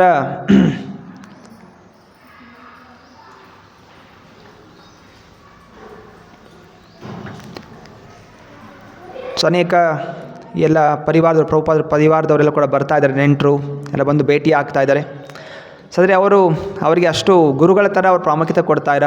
ಸೊ ಯಾರೋ ನಮ್ಮ ಪರಿವಾರದವರು ಈಗ ಸಾಧುವಾಗಿದ್ದಾನೆ, ಅಮೇರಿಕಾಗೆ ಹೋಗಿ ಯಶಸ್ವಿಯಾಗಿ ಪ್ರಚಾರ ಮಾಡಿದ್ದಾರೆ ಅಂತ ಹೇಳಿ ಅವರು ಹೇಗೆ ಪರಿವಾರ ಸದಸ್ಯರು ಮಾತಾಡ್ತಾರೆ ಅದೇ ರೀತಿ ಅವರು ಮಾತಾಡಿಸ್ತಾರೆ, ನಗಿಸ್ತಾರೆ, ಜೋಕ್ಗಳೆಲ್ಲ ಮಾಡ್ತಾಯಿದ್ದಾರೆ.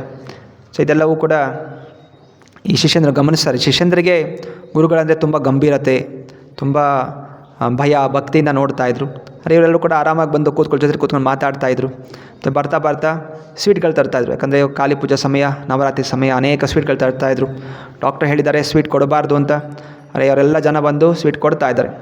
ಕೊಟ್ಟಾಗ ತಿಂದೇ ಇದ್ದರೆ ಅದು ಏನಂದ್ಕೋತಾರೆ, ಇವನೇನು ದೊಡ್ಡ ಸ್ವಾಮಿ ಆಗಿಬಿಟ್ಟಿದ್ದಾನೆ, ನಾವು ತಂದು ತಿನ್ನೋದಿಲ್ಲ ಅಂತ ಹಂಗೆಲ್ಲ ಮಾತಾಡ್ಕೋತಾರೆ. ಮತ್ತು ತಿನ್ನಬೇಕಾಗತ್ತೆ. ಸೊ ಹೀಗೆ ಪ್ರಭುಪಾದರು ಸ್ವೀಟ್ ತಿಂತಾ ಇದ್ದಾರೆ. ಸೊ ಇದೆಲ್ಲವೂ ಕೂಡ ಶಿಷ್ಯಂದರು ಗಮನಿಸ್ತಾ ಇದ್ದಾರೆ. ಅವರು ಕೂಡ ಪತ್ರದಲ್ಲಿ ಬರೀತಾ ಇದ್ದಾರೆ, ಪ್ರಭುಪಾದರ ಆರೋಗ್ಯ ಅಷ್ಟು ಚೆನ್ನಾಗಿಲ್ಲ, ದಯವಿಟ್ಟು ನೀವೆಲ್ಲ ಕೂಡ ಪ್ರಾರ್ಥನೆ ಮಾಡ್ಕೊಳ್ಳಿ, ನರಸಿಂಹ ಕವಚ ಸ್ತೋತ್ರ ಎಲ್ಲ ಓದ್ಕೊಳ್ಳಿ, ನರಸಿಂಹ ಸ್ತೋತ್ರ. ಇಲ್ಲಿ ನಾವೆಲ್ಲ ಹಬ್ಬ ಎಲ್ಲ ಚೆನ್ನಾಗಿ ಇಲ್ಲಿ ಆಚರಣೆ ಆಗ್ತಾಯಿದೆ, ಜನರು ಬರ್ತಾ ಇದ್ದಾರೆ, ಭೇಟಿ ಆಗ್ತಾ ಇದ್ದಾರೆ. ಇಷ್ಟು ಜನ ಭೇಟಿ ಆಗ್ಲಿಕ್ಕೆ ಬಿಡಬಾರ್ದು ಅಂದರೆ ಏನೂ ಮಾಡಲಿಕ್ಕೆ ಆಗೋದಿಲ್ಲ. ನಾವು ತಡಿಲಿಕ್ಕೆ ಹೋದರೆ ಎಲ್ಲ ನೆಂಟರು ಕೇಳ್ತಾರೆ, ಏನು ಟೈಮ್ ಆಯ್ತಾ ಹೋಗೋದಾ? ಪ್ರಭುಪಾದ ಹೇಳ್ತಾರೆ, ಹಿಂಗೆ ಹೇಳೋದು, ಹೋಗಿ ಅಂತ ಹೇಳೋಕ್ಕಾಗೋದಿಲ್ಲ. ಆಯ್ತು ಪರವಾಗಿಲ್ಲ ಇರಿ ಅಂತಾರೆ. ಮತ್ತು ಹೀಗೆ ರಾತ್ರಿ 11 ಗಂಟೆ ಆದರೂ ಕೂಡ ಅವರೆಲ್ಲ ನೆಂಟರು ಕೂತ್ಕೊಂಡು ಮಾತಾಡ್ಕೊಂಡು ಕೂತಿರ್ತಾರೆ. ತಿರ್ಗಿ ಬೆಳಗ್ಗೆ ಪ್ರಭುಪಾದರೆ 3 ಗಂಟೆಗೆ ಎದ್ದು ಬಿಡ್ತಾರೆ. ಲಾಟ್ರಿ ರೇತಾಗಿ ಮಲ್ಕೊಂಡ್ರು ಅಂತ ಹೇಳಿ ಬೆಳಗ್ಗೆ ಲೇಟಾಗಿ ಹೇಳೋದಿಲ್ಲ, ಬೆಳಗ್ಗೆ 3 ಗಂಟೆಗೆ ಎದ್ದೇ ಹೇಳ್ತಾರೆ. ರಾತ್ರಿ ನಿದ್ರೆ ಮಾಡೋಕ್ಕೆ ಬೇರೆಯವ್ರು ಬಿಡ್ತಾ ಇಲ್ಲ. ನಾವು ತಿರ್ಗಾ ಅಮೇರಿಕಾಗೆ ಬಂದರೆ, ಪ್ರಭುಪಾದ ಬಂದರೆ ಅವರಿಗೆ ಆರಾಮಾಗಲಿಕ್ಕೆ ನೀವು ಅವಕಾಶ ಕೊಡಬೇಕು, ಯಾರೂ ಈ ರೀತಿ ಭೇಟಿ ಆಗ್ಲಿಕ್ಕೆ ಬಿಡಬಾರ್ದು ಅಂತೆಲ್ಲ ಪತ್ರದಲ್ಲಿ ಶಿಷ್ಯಂದರು ಬರಿತಾ ಇದ್ದಾರೆ. ಮತ್ತೆ ಒಬ್ಬ ವ್ಯಕ್ತಿ ಬರ್ತಾನೆ. ಆ ವ್ಯಕ್ತಿ ಹೀಗೆ ವಿಷ್ಣು ತಿಲಕ ಉದ್ದಕ್ಕೂ ಹಾಕ್ಕೊಂಡಿದ್ದಾನೆ, ಶಿವನ್ ತಿಲಕ ಅಡ್ಡನೂ ಕೂಡ ಹಾಕ್ಕೊಂಡಿದ್ದಾನೆ, 2 ತಿಲಕ ಹಾಕ್ಕೊಂಬಂದುಬಿಟ್ಟಿದ್ದಾನೆ. ಸೊ ಅವರು ಎಲ್ಲ ಕಡೆ ಅಂಗಡಿಗಳಿಗೆ ಹೋಗೋದು, ಅಲ್ಲೆಲ್ಲ ಜನರಿಗೆ ತಿಲಕ ಹಚ್ಚೋದು, ಮತ್ತು ಅವರಿಂದ ದಕ್ಷಿಣೆ ಇಸ್ಕೊಳ್ಳುವಂಥದ್ದು. ಸೊ ಶಿಷ್ಯಂದ್ರು ಕೇಳ್ತಾರೆ, ಪ್ರಭುಪಾದ ಇವರು ಯಾವ ಕಡೆ ಇದು ಈ ಶಿವನ ಕಡೆಯವರ ಅಥವಾ ವಿಷ್ಣು ಕಡೆಯವರ? 2 ಕಡೆ ಥರ ತಿಲಕ ಹಚ್ಕೊಂಡ್ಬಿಟ್ಟಿದ್ದಾನಲ್ಲ ಇವನು. ಇವರು ವ್ಯಾಪಾರ ಮಾಡುವಂಥ ಜನ ಇವರು. ಶಿವನ ಕಡೆ ಹೋದರೆ ಶಿವನ ಗುಣಗಾನ ಮಾಡ್ತಾರೆ, ಅಲ್ಲಿ ಅಂಗಡಿಯಲ್ಲಿ ವಿಷ್ಣು ಭಕ್ತರಿದ್ದರೆ ವಿಷ್ಣು ಗುಣಗಾನ ಮಾಡ್ತಾರೆ. Sir 2 in 1. ಸೊ 2 ಥರದ ತಿಲಕ ಹಚ್ಕೊಂಡ್ಬಿಟ್ಟು, ಆದರೆ ಉದ್ದೇಶ ಇವ್ರದ್ದೇನೋ ಅವ್ರಿಗೆ ಹೋಗಿ ಅವ್ರಿಗೆ ಏನೋ ಅಲ್ಲಿರೋ ಗುಣಗಾನ ಮಾಡಿಬಿಟ್ಟು ಅವರಿಂದ ದಕ್ಷಿಣೆ ಇಸ್ಕೊಳ್ಳುವಂಥದ್ದು. ದಕ್ಷಿಣೆ ಇಸ್ಕೊಳ್ಳೋದು, ಹೀಗೆ ಜೀವನ ನಡೆಸ್ತಾ ಇರೋದು. ಇದು ಯಾವುದೋ ಮಠಕ್ಕೆ ಸೇರಿದವ್ರಂತಲ್ಲ ಅಂತ. ಮತ್ತು ಇನ್ನೊಬ್ಬ ವ್ಯಕ್ತಿ ಬರ್ತಾನೆ. ಸೊ ಪ್ರಭುಪಾದರನ್ನು ಭೇಟಿ ಆಗಿಬಿಟ್ಟು, ಪ್ರಭುಪಾದ್ ನಾನು ಹಿಂದಿ ಪಂಡಿತ, ನನ್ನನ್ನು ಅಮೇರಿಕಕ್ಕೆ ಕರ್ಕೊಂಡು ಹೋದರೆ ನಿಮ್ಮ ಶಿಷ್ಯಂದ್ರಿಗೆಲ್ಲ ನಾನು ಹಿಂದಿ ಕಲಿಸ್ಕೊಡ್ತೀನಿ ಅಂತ. ಪ್ರಭುಪಾದ ಹೇಳ್ತಾರೆ, ಸರಿ ನೀನು ಸನ್ಯಾಸ ಸ್ವೀಕಾರ ಮಾಡು, ನೀನು ಸನ್ಯಾಸಿ ಆದರೆ ನಾನು ಕರ್ಕೊಂಡು ಹೋಗ್ತೀನಿ ಅಂತ. 2 ದಿವಸ ಬಂದು ಕೇಳ್ತಾನೆ ಕರ್ಕೊಂಡು ಹೋಗಿ ಅಂತ. ಆದರೆ ಪ್ರಭುಪಾದ ಪದ್ಯತೆ ಹೇಳ್ತಾರೆ, ನೀನು ಸನ್ಯಾಸಿ ಕರ್ಕೊಂಡು ಹೋಗ್ತೀನಿ ಅಂತ. ಮತ್ತು ಆ ವ್ಯಕ್ತಿ 3ನೇ ದಿವಸ ಬರೋದು ಬಿಟ್ಬಿಟ್ಟ. ಸೊ ಹೀಗೆ ಜನ ಅಮೇರಿಕಾಗೆ ಹೋಗಬೇಕು ಅಂತೆಲ್ಲ ಪ್ರಯತ್ನ ಬೇರೆ ಜನ ಮಾಡ್ತಾಯಿದ್ರು. ಆದರೆ ಪ್ರಭುಪಾದರು ಸೊ ಇದೆಲ್ಲ ದುರುಪಯೋಗ ಪಡಿಸ್ಕೋಬಾರ್ದು. ನಾವಿದು ಸಂಸ್ಥೆ ಮಾಡ್ತಾ ಇರುವಂಥದ್ದು ಅಮೆರಿಕಕ್ಕೆ ಹೋಗಲಿಕ್ಕೆ ಅಂತಲ್ಲ, ಭಕ್ತಿಯ ಪ್ರಚಾರ ಮಾಡಲಿಕ್ಕೆ. ಸೊ ಅನ್ನೋದು ಪ್ರಭುಪಾದರು ತುಂಬ ಗಂಭೀರತೆಯಿಂದ ನೆನೆಸ್ಕೋತಾ ಇದ್ದರು. ಅನಂತರ ಇನ್ನೊಬ್ಬ ವ್ಯಕ್ತಿ ಬರ್ತಾನೆ. ಅವನು ಪ್ರಭುಪಾದರ ಒಂದು ದೂರದ ಸಂಬಂಧಿಕ. ಅವನು ಸ್ವಲ್ಪ ಶಾಸ್ತ್ರಗಳೆಲ್ಲ ಓದಿದ್ದ, ಕರ್ಮಯೋಗ, ಜ್ಞಾನಯೋಗ, ಭಕ್ತಿ ಯೋಗ ಎಲ್ಲ ಓದಿದ್ದ. ಮತ್ತು ಬಂದು ಪ್ರಭುಪಾದರ ಜೊತೆ ಸ್ವಲ್ಪ ಚರ್ಚೆ ಮಾಡ್ತಾಯಿದ್ದ. ಸೊ ಶಿಷ್ಯಂದರು ಕೂಡ ಕೂತ್ಕೊಂಡು ಗಮನಿಸ್ತಾ ಇದ್ದಾರೆ. ಸೊ ಆ ವ್ಯಕ್ತಿ ನಾನಾ ರೀತಿ ಪ್ರಶ್ನೆಗಳು ಹಾಕ್ತಾನೆ. ಸೊ ಈ ಕರ್ಮಯೋಗ ಹೀಗಿದೆಯಲ್ಲ, ಹೇಗಿದೆ ಅಂತ ಪ್ರಭುಪಾದರಿಗೆ ಉತ್ತರ ಕೊಟ್ಟಕ್ಕೆ ಪ್ರಯತ್ನ ಮಾಡ್ತಾ ಇದ್ದ ಹಾಗೆ ಮತ್ತು ಅವನೇ ಉತ್ತರ ಕೊಟ್ಬಿಡೋನು. ಪ್ರಭುಪಾದರಿಗೆ ಮಾತಾಡಲಿಕ್ಕೆ ಬಿಡೋದಿಲ್ಲ. ತಾನೇ ಪ್ರಶ್ನೆ ಕೇಳೋದು, ಪ್ರಭುಪಾದರು ಉತ್ತರ ಕೊಡೋಕ್ಕೆ ಹೋದಾಗ ತಾನೇ ಉತ್ತರ ಕೊಟ್ಬಿಡೋದು. ಹೀಗೆ ಮಾಡ್ತಾಯಿದ್ದ. ಮತ್ತು ಇನ್ನೊಂದು ಸಲ ಸೊ ಹೀಗೆ ಪ್ರಶ್ನೆ ಕೇಳ್ತಾ ಪ್ರಭುಪಾದ ಹೇಳ್ತಾರೆ ಕೃಷ್ಣ ಭಗವಂತ ಅಂತ. ಮತ್ತು ಆ ವ್ಯಕ್ತಿ ಅದಕ್ಕೆ ವಿರೋಧಿಸ್ತಾನೆ, ಇಲ್ಲ ಶಿವ ಭಗವಂತ ಅಂತ. ಸೊ ಪ್ರಭುಪಾದರು ಭಗವದ್ಗೀತೆಯಿಂದ ಹೇಳ್ತಾರೆ, ಇಲ್ಲಿ ಭಗವದ್ಗೀತೆಯಲ್ಲ ಈ ರೀತಿ ಹೇಳಿದೆ, ಕೃಷ್ಣನೇ ಭಗವಂತ. ಮತ್ತಃ ಪರತರಂ ನಾನ್ಯಾತ್, ಕೃಷ್ಣನೇ ಹೇಳ್ತಾ ಇದ್ದಾನೆ, ಸಕಸ್ತು ಜಗತ್ತು ನನ್ನ ಮೇಲೆ ಆಧಾರಿತವಾಗಿದೆ. ಯಾವ ರೀತಿ ಮುತ್ತಿನ ಹಾರದಲ್ಲಿ ಆ ದಾರ ಹೇಗಿದೆ, ದಾರ ಕಾಣಿಸೋದಿಲ್ಲ, ಬರೀ ಮುತ್ತುಗಳು ಮಾತ್ರ ಕಾಣಿಸ್ತಾ ಇದೆ. ಆದರೆ ದಾರ ಇರೋದರಿಂದ ಮುತ್ತುಗಿನ ಹಾರ ಒಂದು ಆಗುತ್ತೆ. ಹಾಗೆಯೇ ಸಮಸ್ತ ಜಗತ್ತು ಏನೆಲ್ಲ ವಿವಿಧತೆಗಳಿದೆ ನನ್ನ ಮೇಲೆ ಆಧಾರಿತವಾಗಿದೆ ಅನ್ನೋದು ಭಗವದ್ಗೀತೆಯಲ್ಲಿ ಕೃಷ್ಣ ಹೇಳಿದ್ದಾನೆ ಅಂತ ಹೇಳಿದ ತಕ್ಷಣ ಆ ವ್ಯಕ್ತಿಗೆ ತುಂಬ ಸಿಟ್ಟು ಬಂದುಬಿಡುತ್ತೆ. ನಾನು ದೊಡ್ಡ ಪಂಡಿತನ ಆಶ್ರಯದಲ್ಲಿ ಓದಿದ್ದೀನಿ, ಅದು ಈ ಮಟ್ಟದಿಂದ ಅಂತ ಯಾವುದೊಂದು ಮಟ್ಟದ ಹೆಸರು ಹೇಳ್ತಾರೆ, ಈ ಪಂಡಿತರು ನನಗೆಲ್ಲ ಹೇಳ್ಕೊಟ್ಟಿದ್ದು ಅಂತ. ಪ್ರಭುಪಾದ ಹೇಳ್ತಾರೆ, ಅವನಿನ್ನೂ ಸಣ್ಣ ಹುಡುಗ, ಅವನಿನ್ನೂ ಜಾಸ್ತಿ ಭಕ್ತಿ ಬಗ್ಗೆ ಗೊತ್ತಿಲ್ಲ ಅಂತ. ಅದಕ್ಕೆ ಹೇಳಿದ ತಕ್ಷಣ ಅವನಿಗೆ ಇನ್ನೂ ಜಾಸ್ತಿ ಸಿಟ್ಟು ಬಂದುಬಿಡುತ್ತೆ. ಅವನಂತಾನೆ, ನನ್ನ ಗುರುಗಳಿಗೆ ನೀನು ಸಣ್ಣ ಹುಡುಗ ಅಂತೀರಾ, ಅವನು ದೊಡ್ಡ ಈ ಥರ ನೀವು ನಿಂದನೆ ಮಾಡಬಾರ್ದು ಅಂತ. ಸೊ ಅದೆಲ್ಲ ನಾನು ಲೆಕ್ಕ ಮಾಡೋದಿಲ್ಲ. ಶಾಸ್ತ್ರ ಏನು ಹೇಳುತ್ತೆ, ಕೃಷ್ಣ ಭಗವಂತ. ಇದೇ ನಾವು ಪ್ರಾರ್ಥನೆ ಮಾಡ್ತಾ ಇರುವಂಥದ್ದು. ಈ ನಿರಾಕಾರವಾದಿಗಳು ಬೆಂಗಾಲ್ ಪ್ರದೇಶವನ್ನು ನಾಶ ಮಾಡಿದ್ದಾರೆ ಅವರ ಒಂದು ಬೋಧನೆಗಳಿಂದ ಅಂತ ಹೇಳ್ತಾರೆ. ಆ ವ್ಯಕ್ತಿ ಸಿಟ್ಟು ಬಂದುಬಿಟ್ಟು ಅವನು ಹೊರಟೋಗ್ಬಿಡ್ತಾನೆ. ಸೊ ಹೀಗೆ ಪ್ರಭುಪಾದರು ಹೇಳ್ತಾ ಇರುವಂಥದ್ದು, ಕೃಷ್ಣ ಇದ್ದಾಗ 5000 ವರ್ಷಗಳ ಹಿಂದೆ ಎಲ್ಲರೂ ಕೃಷ್ಣ ಭಕ್ತಿ ಮಾಡ್ತಾಯಿದ್ರು. ಸೊ ಯಾವ ಕೃಷ್ಣ ಅದೃಶ್ಯನಾದ ಕಲಿಯ ಪ್ರವೇಶದಿಂದ ಜನರಿಗೆ ಕೃಷ್ಣನ ಮೇಲೆ ನಂಬಿಕೆ, ಅದಕ್ಕೆ ಪಟ್ಟಂಥ ಶಾಸ್ತ್ರಗಳು ಎಲ್ಲ ಮರ್ತೋಯ್ತು. ಕೇವಲ ಇಂದ್ರಿಯ ತೃಪ್ತಿಗೋಸ್ಕರ ನಾನಾ ಕೆಲಸಗಳನ್ನು ಮಾಡ್ತಾಯಿದ್ರು. ಈ ರೀತಿ ಕ್ರಮೇಣವಾಗಿ ವೇದಗಳ ವಿರುದ್ಧವಾಗಿ ಕಾರ್ಯಗಳನ್ನು ಮಾಡುವಂಥದ್ದು, ಕೇವಲ ಹೊಟ್ಟೆಪಾಡಿಗೋಸ್ಕರ ಪೂಜೆಗಳು ಮಾಡುವಂಥದ್ದು, ಮಾಂಸಭಕ್ಷಣೆ ಮಾಡುವಂಥದ್ದು. ಅನಂತರ ಬ್ರಿಟಿಷರ ಒಂದು ಆಕ್ರಮಣದಿಂದ ಅವರ ಒಂದು ಉಪದೇಶಗಳು, ಅನಂತರ ಮಲೇಚರು ಆಕ್ರಮಣ ಮಾಡಿ ಅವರ ಒಂದು ಉಪದೇಶಗಳೆಲ್ಲ ಪಾಲನೆ ಮಾಡ್ತಾ ಜನರಿಗೆ ತಮ್ಮ ಅಸ್ತಿತ್ವವೇನು, ತಮ್ಮ ಧರ್ಮ ಏನು ಅನ್ನೋದೆಲ್ಲ ಮರ್ತು ಹೋಗ್ಬಿಟ್ಟಿದ್ದಾರೆ. ಎಲ್ಲ ಮಿಕ್ಸ್ ಮಾಡಿಕೊಂಡು ಈ ಥರ ನಡೀತಾ ಇದೆ. ಸೊ ಅದರಿಂದ ನಾವು ನಮ್ಮ ಇಸ್ಕಾನ್ ಸಂಸ್ಥೆ ಇದನ್ನು ಕೃಷ್ಣ ಭಕ್ತಿಯನ್ನು ಪುನರ್ಸ್ಥಾಪನೆ ಮಾಡಲಿಕ್ಕೆ ಪ್ರಯತ್ನ ಮಾಡ್ತಾ ಇದೆ. ಸೊ ಇಸ್ಕಾನ್ ಸಂಸ್ಥೆ ಹೊಸತನದೇನು ಕೊಡ್ತಾ ಇಲ್ಲ. ಇದು ಶಾಸ್ತ್ರದಲ್ಲಿ ಏನಿತ್ತು ಮುಂಚಿನಿಂದ ಭಕ್ತರು ಏನು ಮಾಡ್ತಾಯಿದ್ರು, ವೈಷ್ಣವ ಧರ್ಮನೇ ಯಾವಾಗಲೂ ಸದಾ ಇದ್ದಂಥದ್ದು.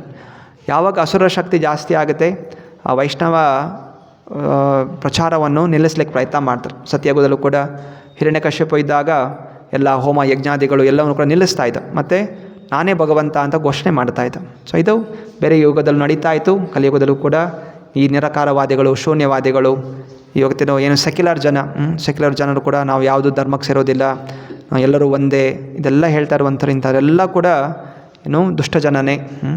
ಯಾವ ಒಳ್ಳೆಯವರು ಅಂತ ಹೇಳಿದ್ರೆ ಕೃಷ್ಣ ಭಗವಂತನ ಸ್ವೀಕಾರ ಮಾಡಬೇಕು, ಅಷ್ಟೇ ಒಳ್ಳೆಯವರು.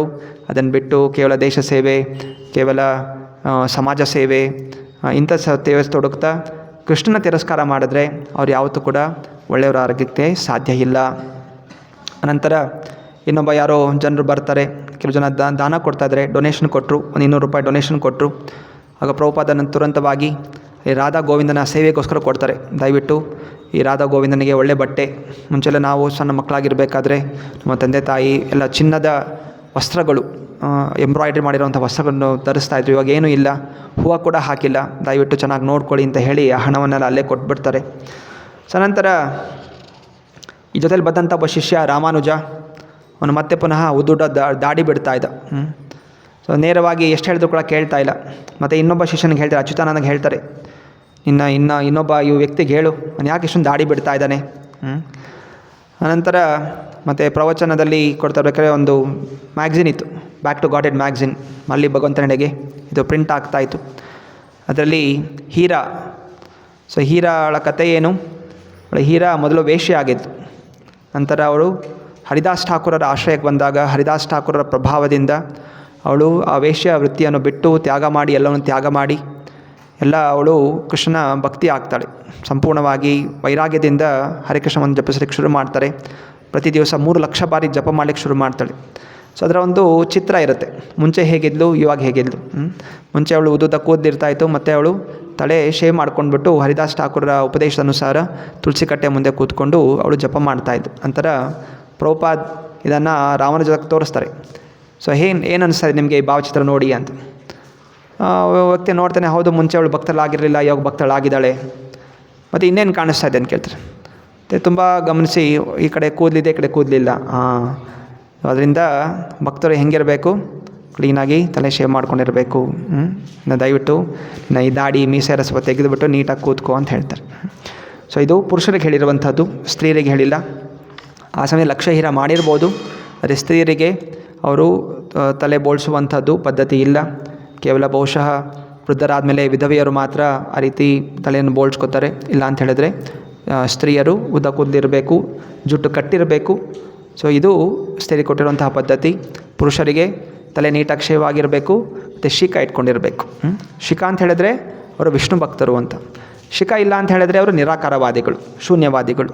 ಭಗವಂತ ಇಲ್ಲ ಅಥವಾ ಭಗವಂತನಿಗೆ ರೂಪ ಇಲ್ಲ ಅಂತ ಹೇಳುವಂಥವರು ಪೂರ್ಣವಾಗಿ ಶೇವ್ ಮಾಡ್ಕೋತಾರೆ. ಸೊ ಇದು ನೋಡಿನೇ ಗೊತ್ತಾಗೋದು ಯಾವ ಮಠದವರು ಅಂತ. ವೈಷ್ಣವ ಮಠದವರು ಯಾವಾಗಲೂ ಕೂಡ ತಲೆಯಲ್ಲಿ ಶಿಖ ಅನ್ನೋದು ಇಟ್ಕೊಂಡಿರ್ತಾರೆ. ಇದು ವೈಷ್ಣವ ಯೂನಿಫಾರ್ಮ್. ಸೊ ಅನಂತರ ಇನ್ನೂ ಇಲ್ಲಿ ಅಮೆರಿಕಾಗೆ ಹೋಗಲಿಕ್ಕೆ ಟಿಕೆಟ್ ಸಿಕ್ಕಿದೆ, ವೀಸಾ ಸಿಕ್ಕಿದೆ. ಆದರೆ ಈಗ ಒಂದು ಪಿ ಫಾರ್ಮ್ ಅನ್ನೋದು ಸಿಗ್ತಾ ಇಲ್ಲ. ಸೊ ಅದಕ್ಕೋಸ್ಕರ ಅದು ರಿಸರ್ವ್ ಬ್ಯಾಂಕಿಗೆ ಹೋಗಬೇಕಾಗಿತ್ತು. ಸೊ ರಿಸರ್ವ್ ಬ್ಯಾಂಕ್ ಹೋಗಿ ಅಲ್ಲಿ 1 ತಿಂಗಳಾಯಿತು. 1 ತಿಂಗಳಾದರೂ ಕೂಡ ಅದು ಕ್ಲಿಯರೆನ್ಸ್ ಅನ್ನೋದು ಕೊಟ್ಟಿಲ್ಲ. ಸೊ ಪ್ರಭುಪಾದ್ ಇದನ್ನೇ ಬೈದ್ಕೋತಾಯಿದ್ರು, ಭಾರತದಲ್ಲಿ ಎಲ್ಲ ಕೂಡ ತುಂಬ ಡಿಲೇ ಏನೆಲ್ಲ ಸಿಕ್ತು, ಆದರೆ ಈಗ ಈ ಪಿ ಫಾರ್ಮಿಂದ ನನಗೆ ಹೋಗ್ಲಿಕ್ಕೆ ಆಗ್ತಾಯಿಲ್ಲ. ಅಷ್ಟರಲ್ಲಿ ಪಾಶ್ಚಾತ್ಯ ದೇಶದಿಂದ ಕೂಡ ಪತ್ರ ಬರೀತಾ ಇದ್ದಾರೆ. ಅಲ್ಲಿ ನ್ಯೂಯಾರ್ಕ್ ಪ್ರೆಸಿಡೆಂಟ್ ಬ್ರಹ್ಮಾನಂದ ಪ್ರಭು ಪತ್ರದಲ್ಲಿ ಬರೆದಿದ್ದಾರೆ. ಇಲ್ಲಿ ಮ್ಯಾಕ್ಮಿಲನ್ ಅನ್ನುವಂತಹ ಪಬ್ಲಿಕೇಶನ್ಸ್ ಅವರು ಭಗವದ್ಗೀತಾ ಪ್ರಿಂಟ್ ಮಾಡಲಿಕ್ಕೆ ಒಪ್ಕೊಂಡಿದ್ದಾರೆ. ಪ್ರಭುಪಾದಕ್ಕೆ ತುಂಬ ಖುಷಿ ಆಗುತ್ತೆ.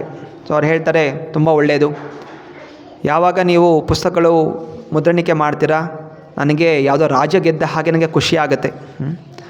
ಸೊ ಅದರಿಂದ ಆದಷ್ಟು ಪುಸ್ತಕಗಳನ್ನು ಅನುವಾದ ಮಾಡಿ ಆದಷ್ಟು ಶೀಘ್ರವಾಗಿ ಮುದ್ರಣಿಕೆ ಮಾಡಿ, ಇದೇ ಜಗತ್ತಿಗೆ ಒಳ್ಳೆಯದು. ಇದು ಪ್ರಭುಪಾದರ ಒಂದು ಭಾವನೆ. ಸೊ ನಮಗೆ ಹಣ ಸಿಕ್ಕಿದ್ರೆ ನಮ್ಗೆ ಖುಷಿ ಆಗುತ್ತೆ, ದೊಡ್ಡ ಕಾರ್ ಸಿಕ್ಕಿದ್ರೆ ಖುಷಿ ಆಗುತ್ತೆ. ಪ್ರಭುಪಾದರಿಗೆ ಖುಷಿ ಏನು ಸಿಗ್ತಾ ಇದೆ, ಪುಸ್ತಕಗಳು ಮುದ್ರಣಿಕೆ ಆಗ್ತಾಯಿದೆ ಅಂತ ಹೇಳಿ ಖುಷಿ ಆಗ್ತಾಯಿತ್ತು. ಸೊ ಅದರಿಂದ ಪ್ರಭುಪಾದರು ಎಷ್ಟು ಪ್ರಾಮುಖ್ಯತೆ ಕೊಡ್ತಾ ಇದ್ದೋ ಪುಸ್ತಕಗಳಿಗೆ ನಾವು ತಿಳಿಬೇಕಾಗಿರುವಂಥದ್ದು. ಇವತ್ತು ನಾವು ಭಕ್ತಾದಿಗಳಿಗೆ ಪುಸ್ತಕ ಓದಿ ಅಂತ ಹೇಳಿದ್ರೆ ಪುಸ್ತಕ ಓದೋಕ್ಕೆ ಸಮಯ ಇಲ್ಲ, ಅಥವಾ ನನಗೆ ನಾನು ಆನ್ಲೈನಲ್ಲಿ ಮೊಬೈಲಲ್ಲಿ ನೋಡ್ಕೋತೀನಿ ಅಂತ ಹೇಳ್ತಾರೆ. ಮೊಬೈಲಲ್ಲಿ 1-2 ನಿಮಿಷ ನೋಡ್ತಾರೆ, ಮತ್ತು ಇನ್ನೇನೋ ನೋಡ್ಕೊಂಡು ಕೂತ್ಕೊಂಡ್ಬಿಡ್ತಾರೆ. ಸೊ ಅದರಿಂದ ಪ್ರಭುಪಾದರು ಕಷ್ಟಪಟ್ಟು ಹಗಲು ರಾತ್ರಿ ಕಷ್ಟಪಟ್ಟು ಆ ಪುಸ್ತಕಗಳು ಅನುವಾದ ಮಾಡಿದ್ದಾರೆ.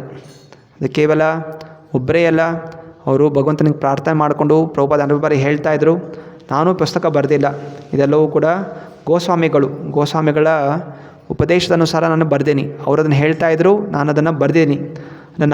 ನಾನು ಕೂಡ ಈ ಪುಸ್ತಕಗಳನ್ನ ಓದ್ತೀನಿ. ಸೊ ಅದರಿಂದ ದಯವಿಟ್ಟು ಎಲ್ಲರೂ ಕೂಡ ಪ್ರಭುಪಾದ ಏನೆಲ್ಲ ಪುಸ್ತಕಗಳಿದೆ ಅದನ್ನು ತಗೊಳ್ಳಿ. ಏನೆಲ್ಲೋ ಖರೀದಿ ಮಾಡ್ತೀವಿ, ಮ್ಯಾಗ್ಝಿನ್ಗಳು, ಬಟ್ಟೆಗಳು, ಎಷ್ಟೊಂದು ರೊಕ್ಕಗಳು ಖರ್ಚು ಮಾಡ್ತೀವಿ. ದಯವಿಟ್ಟು ಪುಸ್ತಕಗಳನ್ನು ತೊಗೊಂಡು ಇಟ್ಕೊಳ್ಳಿ, ಇದು ನಮ್ಮ ನಿಜವಾದ ಆಸ್ತಿ. ಸೊ ಭಗವಂತ ಹೇಳಿದ್ದಾನೆ, ಈ ಕಲಿಯುಗದಲ್ಲಿ ನಾನು ಪ್ರಕಟವಾಗುತ್ತೇನೆ ಶ್ರೀಮದ್ ಭಾಗವತಂ ರೂಪದಲ್ಲಿ. ಸೊ ಶ್ರೀಮದ್ ಭಾಗವತ ಸ್ವಯಂ ಕೃಷ್ಣನೇ ಗ್ರಂಥ ರೂಪದಲ್ಲಿ, ಹಾಗೆ ಹರೇ ಕೃಷ್ಣ ಮಹಾಮಂತ್ರವೂ ಕೂಡ ಭಗವಂತನ ರೂಪ. ಸೊ ಅದರಿಂದ ಎಲ್ಲ ಪುಸ್ತಕಗಳು ಮತ್ತು ಮಂತ್ರ ನಾವು ಪ್ರತಿನಿತ್ಯ ಜಪಿಸಬೇಕು. ಪುಸ್ತಕಗಳನ್ನು ನಾವು ಮನೇಲಿ ಇಟ್ಕೋಬೇಕು. ಓದೋಕ್ಕೆ ಬರದೇ ಇದ್ರೂ ಪರವಾಗಿಲ್ಲ. ಸೊ ಯಾರು ಹೇಳ್ತಾರೆ ನಮ್ಗೆ ಓದೋಕ್ಕೆ ಬರೋದಿಲ್ಲ, ಓದೋಕ್ಕೆ ಬರದೇ ಇದ್ರೂ ಪರವಾಗಿಲ್ಲ, ಆ ಗ್ರಂಥ ಇದ್ದರೆ ಅದರ ರಕ್ಷಣೆ ಆ ಗ್ರಂಥವು ಕೂಡ ಮಾಡುತ್ತೆ. ಸೊ ಅದರಿಂದ ಪ್ರಭುಪಾದರು ಶ್ರಮಪಟ್ಟು ಬರೆದಂತಹ ಈ ಪುಸ್ತಕಗಳು ನಿಜವಾಗಿ ಆ ವ್ಯಕ್ತಿಯನ್ನು ಎಲ್ಲ ರೀತಿಯ ರಕ್ಷಣೆ ಮಾಡುತ್ತೆ. ಸೊ ನಂತರ ಇನ್ನೊಬ್ಬ ವ್ಯಕ್ತಿ ಉಮಾಪತಿ ಅನ್ನುವಂಥವರು, ಅವರು ಪ್ರಭುಪಾದರು ಭಾರತಕ್ಕೆ ಬಂದಾಗ ಅವರು ಇಸ್ಕಾನ್ ಬಿಟ್ಬಿಟ್ಟು ಹೋಗ್ಬಿಟ್ಟಿದ್ರು.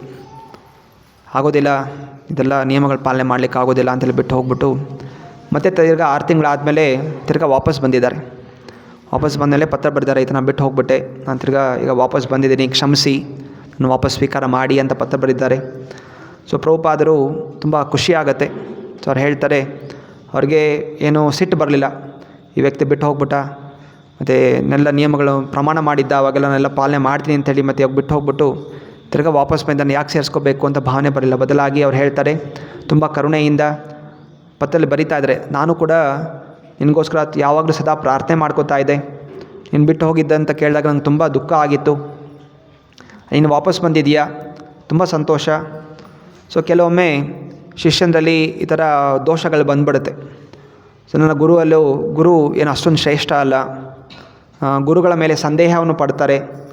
ಯಾಕೆ ಅಂತ ಹೇಳಿದ್ರೆ ಭೌತಿಕ ಜನರ ಒಂದು ಸಂಘದಿಂದ ಏನಾಗುತ್ತೆ, ಕೆಲವೊಮ್ಮೆ ಗುರುಗಳ ಮೇಲೆ ಸಂದೇಹ ಪಡೋಕ್ಕೆ ಶುರು ಮಾಡ್ತಾರೆ. ಗುರುಗಳನ್ನ ಉಪದೇಶ ಕೊಟ್ಟರೆ ಅದರ ಮೇಲೆ ಕೂಡ ಸಂದೇಹ ಪಡ್ತಾರೆ.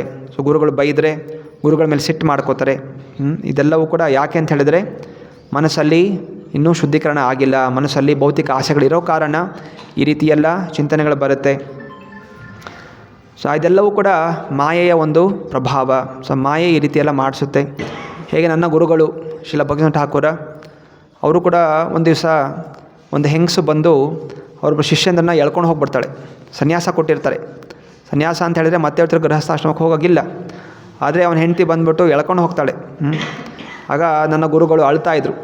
ಸೊ ನಾನು ನನ್ನ ಈ ಶಿಷ್ಯನ ಕಾಪಾಡಲಿಕ್ಕೆ ಆಗಲಿಲ್ಲ ಅಲ್ಲ, ಸೊ ಮಾಯೆ ಹೇಗೆ ಈ ವ್ಯಕ್ತಿಯನ್ನು ಎಳ್ಕೊಂಡು ಹೋಗ್ಬಿಟ್ರು ಅಂತ ಪ್ರಭುಪಾದರು ಕೂಡ ದುಃಖಿಸ್ತಾಯಿದ್ರು. ಸೊ ಅದರಿಂದ ನಾವು ಕೃಷ್ಣ ಭಕ್ತಿಯಲ್ಲಿ ತುಂಬ ಗಂಭೀರತೆಯಿಂದ ಇರಬೇಕು, ನಿಯಮಗಳನ್ನು ಚೆನ್ನಾಗಿ ಪಾಲನೆ ಮಾಡಬೇಕು. ಸೊ ಇಲ್ಲ ಅಂತ ಹೇಳಿದರೆ ಮಾಯಿದೆ ಯಾವುದೋ ರೂಪದಲ್ಲಿ ನಮ್ಮನ್ನು ಕೃಷ್ಣ ಭಕ್ತಿನ ದೂರ ಸರಿಸ್ಬಿಡ್ತಾಳೆ. ಸೊ ನಂತರ ಸುಮಾರು 1 ತಿಂಗಳಾಯಿತು. ಸೊ ಈಗ ಅಲ್ಲಿ ಫಾರ್ಮ್ ಕೂಡ ಕ್ಲಿಯರ್ ಆಯಿತು. ಅಷ್ಟೊತ್ತಿಗೆ ಬೆಂಗಳೂರು ಏನೋ ಸ್ಟ್ರೈಕ್ ಸ್ಟಾರ್ಟ್ ಆಗುತ್ತೆ. ಸೊ ಎಲ್ಲೂ ಕೂಡ ಗಾಡಿಗಳು ಓಡಾಡ್ಲಿಕ್ಕೆ ಬಿಡೋದಿಲ್ಲ. ಆಗಾಗ ಗಲಾಟೆಗಳು ಎಲ್ಲ ಕಮ್ಯುನಿಸ್ಟ್ ಗೌರ್ಮೆಂಟಲ್ಲಿ. ಇವತ್ತು ಕೂಡ ಕಮ್ಯುನಿಸ್ಟ್ ಗೌರ್ಮೆಂಟ್ ಇದೆ. ಸೊ ನೋಡ್ತಾ ಇದ್ದಾರೆ ಯಾವಾಗಲೂ ಗಲಾಟೆ. ಅಲ್ಲಿ ಚಿಂತನೆ ಏನು, ಪ್ರತಿ ತಿಂಗಳು ಏನೊಂದು ರಜಾ ಇರಬೇಕು. ಯಾವುದೂ ರಜಾ ಇಲ್ಲ ಅಂತ ಹೇಳಿದ್ರೆ ಏನೊಂದು ಗಲಾಟೆ ಮಾಡಿ ರಜಾ ಮಾಡಿಬಿಡ್ತಾರೆ. ಸೊ ಹೀಗೆ ಅಲ್ಲಿನ ಒಂದು ಗುಣ. ಸೊ ಅದರಿಂದ ಸುಮಾರು ದಿವಸ ಸ್ಟ್ರೈಕ್ ಆಗಿತ್ತು. ಸೊ ನಂತರ ಅದಕ್ಕೂ ಕೂಡ ಅವ್ರಿಗೆ ಫ್ಲೈಟ್ ತೊಗೊಳಕ್ಕಾಗಲಿಲ್ಲ. ನಂತರ ಇದೆಲ್ಲ ಸ್ಟ್ರೈಕೆಲ್ಲ ಮುಗೀತು. ಈಗ ಪ್ರಭುಪಾದರು ರೆಡಿಯಾಗಿದ್ದಾರೆ ಕೋಲ್ಕತ್ತಾಯಿಂದ ಫ್ಲೈಟ್ ತೊಗೊಳ್ಳೋಕ್ಕೆ. ತನ್ನ ಶಿಷ್ಯನಿಗೆ ಹೇಳ್ತಾ ಇದ್ದಾರೆ, ನೀವು ಇಲ್ಲೇ ಇರಿ, ನೀವು ಇಲ್ಲೇ ಇದ್ದು ನೀವು ಇಲ್ಲಿ ಪ್ರಚಾರ ಮಾಡಿ, ಇನ್ನೂ ವಿದ್ಯಾಭ್ಯಾಸ ಮಾಡ್ಕೊಳ್ಳಿ. ಇಲ್ಲಿ ನನ್ನ ಎಲ್ಲ ಗುರುಭಾಯಿಗಳಿದ್ದಾರೆ, ಅವ್ರ ಹತ್ರ ಹೋಗಿ ಅಧಿಕವಾಗಿ ಕೃಷ್ಣ ಭಕ್ತಿಯ ಬಗ್ಗೆ ತಿಳ್ಕೊಳ್ಳಿ, ಮತ್ತು ನೀವು ಪ್ರಚಾರವನ್ನು ಮಾಡಿ. ಸೊ ನೀವು ಪ್ರಚಾರ ಮಾಡಿದ್ರೆ ನೀವು ಶಕ್ತಿಶಾಲಿ ಆಗ್ತೀರ. ನೀವು ಕೇವಲ ಓದ್ಬಿಟ್ಟು ನಾನು ಮನಸ್ಸಲ್ಲಿ ಇಟ್ಕೋತೀನಿ ಯಾರು ಪ್ರಚಾರ ಮಾಡಲ್ಲ ಅಂತ ಹೇಳಿದ್ರೆ ಇದು ಒಂದು ನಿಂತಹ ನೀರು ಹಾಗೆ. ನದಿ ನೀರು ಹರಿತಾ ಇರುತ್ತೆ, ಅದರಿಂದ ಸ್ವಚ್ಛವಾಗಿರುತ್ತೆ. ಆದರೆ ಒಂದು ಸಣ್ಣ ಕೊಳದ ನೀರು, ಒಂದು ಸಣ್ಣ ಕೆರೆ ಇದ್ದರೆ ಅಥವಾ ಕುಂಡ ಇದ್ದರೆ ನೀರು ನಿಂತು ಅಲ್ಲಿ ಅದರಲ್ಲಿ ಕೊಳಕು ಎಲೆಗಳು ಬಿದ್ದು ಎಲ್ಲ ಕೊಳಿತಾ ಇರುತ್ತೆ. ಸೊ ಅದರಿಂದ ನಾವು ಸಾಧನೆ ಮಾಡುವಾಗ ಓದಬೇಕು, ಅಭ್ಯಾಸ ಮಾಡಬೇಕು. ಆಯಿತು ನಾನು ನಾನೇ ಜಪ ಮಾಡ್ಕೊಂಡು ನಾನು ಮೇಲೆ ಕೂತ್ಕೋತೀನಿ ಅಂತಂದರೆ ನೀವು ಭಕ್ತಿಯಲ್ಲಿ ಬೆಳೆಯೋದಿಲ್ಲ. ನೀವು ಭಕ್ತಿಯಲ್ಲಿ ಬೆಳಿಬೇಕು ಅಂತ ಹೇಳಿದ್ರೆ ನೀವು ಅದನ್ನು ಇನ್ನೊಬ್ಬರಿಗೆ ಪ್ರಚಾರ ಮಾಡಬೇಕು. ನೀವು ಪ್ರಚಾರ ಮಾಡ್ತಾ ಇದ್ದ ಹಾಗೆ ನೀವು ಕೂಡ ಆಧ್ಯಾತ್ಮಿಕವಾಗಿ ಮುಂದುವರಿತೀರಾ. ಅದರಿಂದ ಆಚಾರ ಹಾಗೂ ಪ್ರಚಾರ ಎರಡೂ ಕೂಡ ಮುಖ್ಯವಾದಂಥದ್ದು.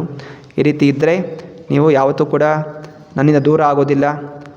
ಅದರಿಂದ ಪ್ರಚಾರ ಮಾಡಲಿಕ್ಕೆ ಸಾಕಷ್ಟು ಅವಕಾಶ ಇದೆ. ಸೊ ಯಾರೂ ಕೂಡ ನನಗೆ ಕೃಷ್ಣನ ಎಲ್ಲ ಬಗ್ಗೆ ಗೊತ್ತು ಅಂತ ಹೇಳೋಕ್ಕಾಗೋದಿಲ್ಲ. ಕೃಷ್ಣ ಅನಂತನು, ಕೃಷ್ಣನ ಅನಂತ ಗುಣಗಳಿದೆ, ಅನಂತ ಲೀಲೆಗಳಿದೆ.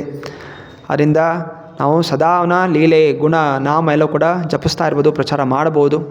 ಯಾರಾದರೂ ನನಗೆ ಕೃಷ್ಣ ಗೊತ್ತಿದೆ, ನಾನೆಲ್ಲ ತಿಳ್ಕೊಂಡಿದ್ದೀನಿ ಅಂತ ಹೇಳಿದರೆ ಅವನು ಮೂರ್ಖ. ಅವನು ನಿಜವಾಗ್ಲೂ ಅವನು ಕೃಷ್ಣನ ತಿಳಿದಿಲ್ಲ. ಕೃಷ್ಣನ ಬಗ್ಗೆ ಯಾರು ಅರಿವಿಕೆ ಬಂದವ್ರು ಗೊತ್ತಿದೆ, ಕೃಷ್ಣನ ಬಗ್ಗೆ ಚರ್ಚೆ ಮಾಡೋದು ಸಾಕಷ್ಟು ಇದೆ. ಅದರಿಂದ ಯಾವತ್ತೂ ಕೂಡ ಮುಗೀತು ಅಂತ ಹೇಳೋಕ್ಕೆ ಸಾಧ್ಯನೇ ಇಲ್ಲ. ಅದರಿಂದ ಭಯಪಡಬೇಡಿ, ಪ್ರಚಾರವನ್ನು ಮಾಡಿ.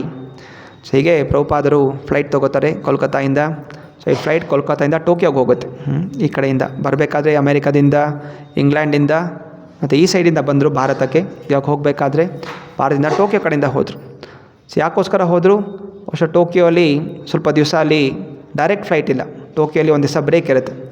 ಸೊ ಅದರಿಂದ ಅಲ್ಲಿ ಯಾರಿಗಾದ್ರೂ ಪ್ರಚಾರ ಮಾಡ್ಬೋದು, ಎಲ್ಲರಲ್ಲಿ ಅದು ಕೃಷ್ಣ ಭಕ್ತಿ ನಡೆಸ್ಬೋದು ಅಂತ ಚಿಂತನೆಯಿಂದ ಟೋಕಿಯೋ ಮುಖಾಂತರ ಫ್ಲೈಟ್ ತೊಗೋತಾರೆ. ಸೊ ಹೀಗೆ ಪ್ರಭುಪಾದರು ಇಷ್ಟೊಂದೆಲ್ಲ ಕಷ್ಟಪಡ್ತಾಯಿದ್ರು ಕೂಡ ಅವರ ಮನಸ್ಸಲ್ಲಿ ಹೇಗೆ ವಿಶ್ವದಲ್ಲಿ ಬೇರೆ ಬೇರೆ ಕಡೆ ಭಕ್ತಿಯನ್ನು ಇಡ್ಬೋದು ಅಂತ ಚಿಂತನೆ ಮಾಡ್ತಾಯಿದ್ರು. ಆಯಿತು, ನಂಗೆ ತುಂಬ ಶ್ರಮ ಪಟ್ಟಿದ್ದೀನಿ, ಡೈರೆಕ್ಟ್ ಫ್ಲೈಟ್ ತೊಗೊಂಡು ಹೋಗ್ಬಿಡೋಣ ಅಂತ ಅವರು ಚಿಂತನೆ ಇರಲಿಲ್ಲ.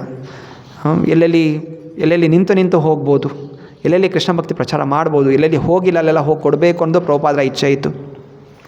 ಸೊ ಹಾಗೆ ಅಲ್ಲಿ ಒಂದು ದಿವಸ ಟೋಕಿಯೋಲಿ ಅದು ಹಾಲ್ಟ್ ಇತ್ತು ಫ್ಲೈಟ್. ಸೊ ಆಗ ಅಲ್ಲಿ ಗವರ್ನರ್ ಸೆಕ್ರೆಟರಿನ ಹೋಗಿ ಭೇಟಿ ಆಗ್ತಾರೆ. ಮತ್ತು ಅವರು ಕೂಡ ಹೇಳ್ತಾರೆ, ಇವತ್ತಿನ ದಿವಸ ನಮಗೆ ಬೇಕಾಗಿರುವಂಥದ್ದು ಕೃಷ್ಣ ಭಕ್ತಿ. ಸೊ ಕೃಷ್ಣ ಭಕ್ತಿ ಇಲ್ಲದೇ ಇರೋ ಕಾರಣ ಮಾನವ ಸಮಾಜ ನಾನಾ ರೀತಿಯಲ್ಲಿ ಕಷ್ಟಪಡ್ತಾ ಇದೆ. ಸೊ ಆವಾಗ ತಾನೇ ಅಲ್ಲಿ ಬಾಂಬ್ ಹಾಕಿದ್ರು, ಹಿರೋಶಿಮಾ ನಾಗಸಾಕಿ ನ್ಯೂಕ್ಲಿಯರ್ ಬಾಂಬ್ ಹಾಕ್ಬಿಟ್ಟು ಎಲ್ಲ ತುಂಬ ಅಲ್ಲಿ ಒದ್ದಾಡ್ತಾಯಿದ್ರು. ಸೊ ಅದರಿಂದ ಎಲ್ಲ ಜಾಪನೀಸ್ ಜನ ತಿರ್ಗಾ ನಾವು ಸರಿಯಾಗಬೇಕು ಅಂಥೇಳಿ ತುಂಬ ಪ್ರಯತ್ನ ಮಾಡ್ತಾಯಿದ್ರು. ಅದರಿಂದ ಪ್ರಭುಪಾದ ಅವರಿಗೆ ಹೇಳಿದ್ರು, ನೀವು ಅವಕಾಶ ಕೊಟ್ಟರೆ ನಾವಿಲ್ಲೇನಾದರೂ ಪ್ರವಚನ ಮಾಡಲಿಕ್ಕೆ ಒಂದು ಸೆಂಟರ್ ಓಪನ್ ಮಾಡಲಿಕ್ಕೆ ಪ್ರಯತ್ನ ಮಾಡ್ಬೋದು ಅಂತ. ಆದರೆ ಅಲ್ಲಿನ ಗವರ್ನರ್ ಸೆಕ್ರೆಟರಿ ಅವರು ಅಷ್ಟು ಆಸಕ್ತಿ ತೋರಿಸಲಿಲ್ಲ. ಬಹುಶಃ ನಮಗೆ ಅಷ್ಟು ಇವಾಗ ಅವಶ್ಯಕತೆ ಇಲ್ವೇನೋ ಅಂತ. ಪ್ರಭುಪಾದರು ಬಹುಶಃ ಇನ್ನೂ ಜಪಾನ್ ರೆಡಿ ಆಗಿಲ್ಲ ಕೃಷ್ಣ ಭಕ್ತಿನ ಸ್ವೀಕಾರ ಮಾಡಲಿಕ್ಕೆ ಅಂತ ಹೇಳಿ ಮತ್ತೆ ಅಲ್ಲಿಂದ 10 ತಾಸು ಜರ್ನಿ ಜಪಾನಿಂದ ಸ್ಯಾನ್ ಫ್ರಾನ್ಸಿಸ್ಕೋಗೆ ಡಿಸೆಂಬರ್ 1967 ಹೋಗಿ ತಲುಪ್ತಾರೆ. ಸೊ ಅಲ್ಲಿ ಅದಕ್ಕಿಂತ ಮುಂಚೆ ಪ್ರಭುಪಾದ ಹೋಗಿಂತ ಮುಂಚೆನೇ ಭಾರತದಿಂದ ಹೋಗಿಂತ ಮುಂಚೆ ಸೊ ಆವಾಗಲೇ ಸುಮಾರು 800 ಸೆಟ್ಗಳು ಭಾಗವತಂದು ಪ್ರಥಮ ಸ್ಕಂದ ಏನು ಅನುವಾದ ಆಗಿತ್ತು ಅದೆಲ್ಲವೂ ಕೂಡ ಅವರು ಶಿಪ್ ಮುಖಾಂತರ ಕಳಿಸಿದ್ದಾರೆ. ಮತ್ತು ನಾನಾ ರೀತಿಯ ವಾದ್ಯಗಳು, ಮೃದಂಗ, ಕರ್ತಾಲ, ಹಾರ್ಮೋನಿಯಂ ಇದೆಲ್ಲವೂ ಕೂಡ ಕಳಿಸಿದ್ದಾರೆ ಶಿಪ್ಪಲ್ಲಿ. ಕೇವಲ ಈಗ ಬರೀ ಒಂದು ಸೂಟ್ ಕೇಸ್ ಇತ್ತು ಅಷ್ಟೇ. ಸೊ ಯಾವಾಗ ಇಲ್ಲಿ ಸ್ಯಾನ್ ಫ್ರಾನ್ಸಿಸ್ಕೋ ತಲುಪಿದ್ರು ಅಲ್ಲೆಲ್ಲ ಸೆಕ್ಯೂರಿಟಿ ಚೆಕ್ ಮಾಡ್ತಾರೆ. ಅವ್ರ ಪೆಟ್ಟಿಗೆ ಓಪನ್ ಮಾಡಿ ನೋಡಿದಾಗ ಅಲ್ಲೆಲ್ಲ ಸೀರೆಗಳಿತ್ತು. ಪ್ರಭುಪಾದರು ತಮ್ಮ ಶಿಷ್ಯಂದ್ರಿಗೆ ಅಲ್ಲೆಲ್ಲ ಅನೇಕ ಅಮೇರಿಕನ್ ಹುಡುಗಿಯರು ಎಲ್ಲ ಶಿಷ್ಯಂದ್ರಾಗಿದ್ದರು. ಸೊ ಅದ್ರಿಗೋಸ್ಕರ ಕಾಟನ್ ಸೀರೆಗಳು, ಅನಂತರ ಜಗನ್ನಾಥ್ ವಿಗ್ರಹಗಳು, ಜಗನ್ನಾಥ್ ವಿಗ್ರಹಕ್ಕೆ ಜಗನ್ನಾಥ ವಿಗ್ರಹ ಇದೆ ಅದಕ್ಕೋಸ್ಕರ ಸಿಲ್ಕದ ಹಾರ, ಅನಂತರ ಕೊಬ್ಬರಿ ತುರಿಲಿಕ್ಕೆ ಒಂದು ಸಣ್ಣ ಒಂದು ಮೆಷಿನ್ ಅದನ್ನು ತೊಗೊಂಡಿದ್ರು. ಮತ್ತು ಆಯುರ್ವೇದದ ಔಷಧಿಗಳು ಮತ್ತು ತಮ್ಮ ಕಾವಿ ಬಟ್ಟೆಗಳು ಇಷ್ಟನ್ನು ಮಾತ್ರ ಹಾಕ್ಕೊಂಡಿದ್ರು. ಸೊ ಯಾವಾಗೆಲ್ಲ ಸೆಕ್ಯೂರಿಟಿ ಚೆಕ್ ಮಾಡ್ತಾರೆ ಅವರೆಲ್ಲ ನೋಡ್ತಾಯಿದ್ರು ಇದೆಲ್ಲ ಇದೆ. ಅನಂತರ ಪ್ರಭುಪಾದ ಸ್ವಾಗತ ಮಾಡಲಿಕ್ಕೆ 100 ಜನ ಭಕ್ತಾದಿಗಳು ಸೇರಿದೆ ಸ್ಯಾನ್ ಫ್ರಾನ್ಸಿಸ್ಕೋಲಿ. ಸೊ ಎಲ್ರಿಗೂ ತುಂಬ ಖುಷಿ. ಪ್ರಭುಪಾದರು ಹೋದರೆ ಬರ್ತಾರೋ ಇಲ್ವೋ, ಉಳಿತಾರೋ ಇಲ್ವೋ ಅಂತೆಲ್ಲ ಭಯ ಬಂದುಬಿಟ್ಟಿತ್ತು ಅವ್ರಿಗೆ. ಪ್ರಭುಪಾದರು ಹಾಗೆ ಹೇಳಿದರು, ನಾನು ಬರ್ತೀನೋ ಗೊತ್ತಿಲ್ಲ, ನೆಕ್ಸ್ಟ್ ಹೇಳ್ಕೊಟ್ಟಿರೋದ್ರಿಂದ ಮುಂದುವರಿಸಿ ಅಂತ. ಅದೇ ಪ್ರಭುಪಾದರಿಗೆ ವಾಪಸ್ ಬಂದಿದ್ದಾರೆ ಅಂತ ಹೇಳಿದ ತಕ್ಷಣ 100 ಜನ ಬಂದು ದೊಡ್ಡ ಕೀರ್ತನೆ ಆಗ್ತಾರೆ ಏರ್ಪೋರ್ಟಲ್ಲಿ. ಅದರ ಪ್ರಭುಪಾದರ ಹೂವಿನ ಹಾರದಿಂದ ಸ್ವಾಗತ ಮಾಡ್ತಾರೆ, ನಮಸ್ಕಾರ ಮಾಡ್ತಾರೆ. ಶಂಖ ಗಂಟ ಎಲ್ಲ ವಾದ್ಯ ನುಡಿಸ್ತಾ ಇದೆ. ಸೊ ಹೀಗೆ ಪ್ರಭುಪಾದರು ಭಾರತದಿಂದ ಅಮೇರಿಕಾಗೆ ಹೋಗಿ ಅಮೇರಿಕಾದಿಂದ ಭಾರತಕ್ಕೆ ಬಂದು ಮತ್ತು ಭಾರತದಿಂದ ತಿರ್ಗಾ ಸ್ಯಾನ್ ಫ್ರಾನ್ಸಿಸ್ಕೋಗೆ ಹೋಗಿದ್ದಾರೆ. ಸೊ ಹೀಗೆ ಈ ಒಂದು ಅವರ ಜೀವನ ಚರಿತ್ರೆ ಕ್ರಮೇಣವಾಗಿ ಎಷ್ಟೆಲ್ಲ ಕಷ್ಟಪಟ್ಟರು. ನಂತರ ಇಸ್ಕಾನ್ ಸಂಸ್ಥೆ ಸ್ಥಾಪನೆ ಆಯಿತು.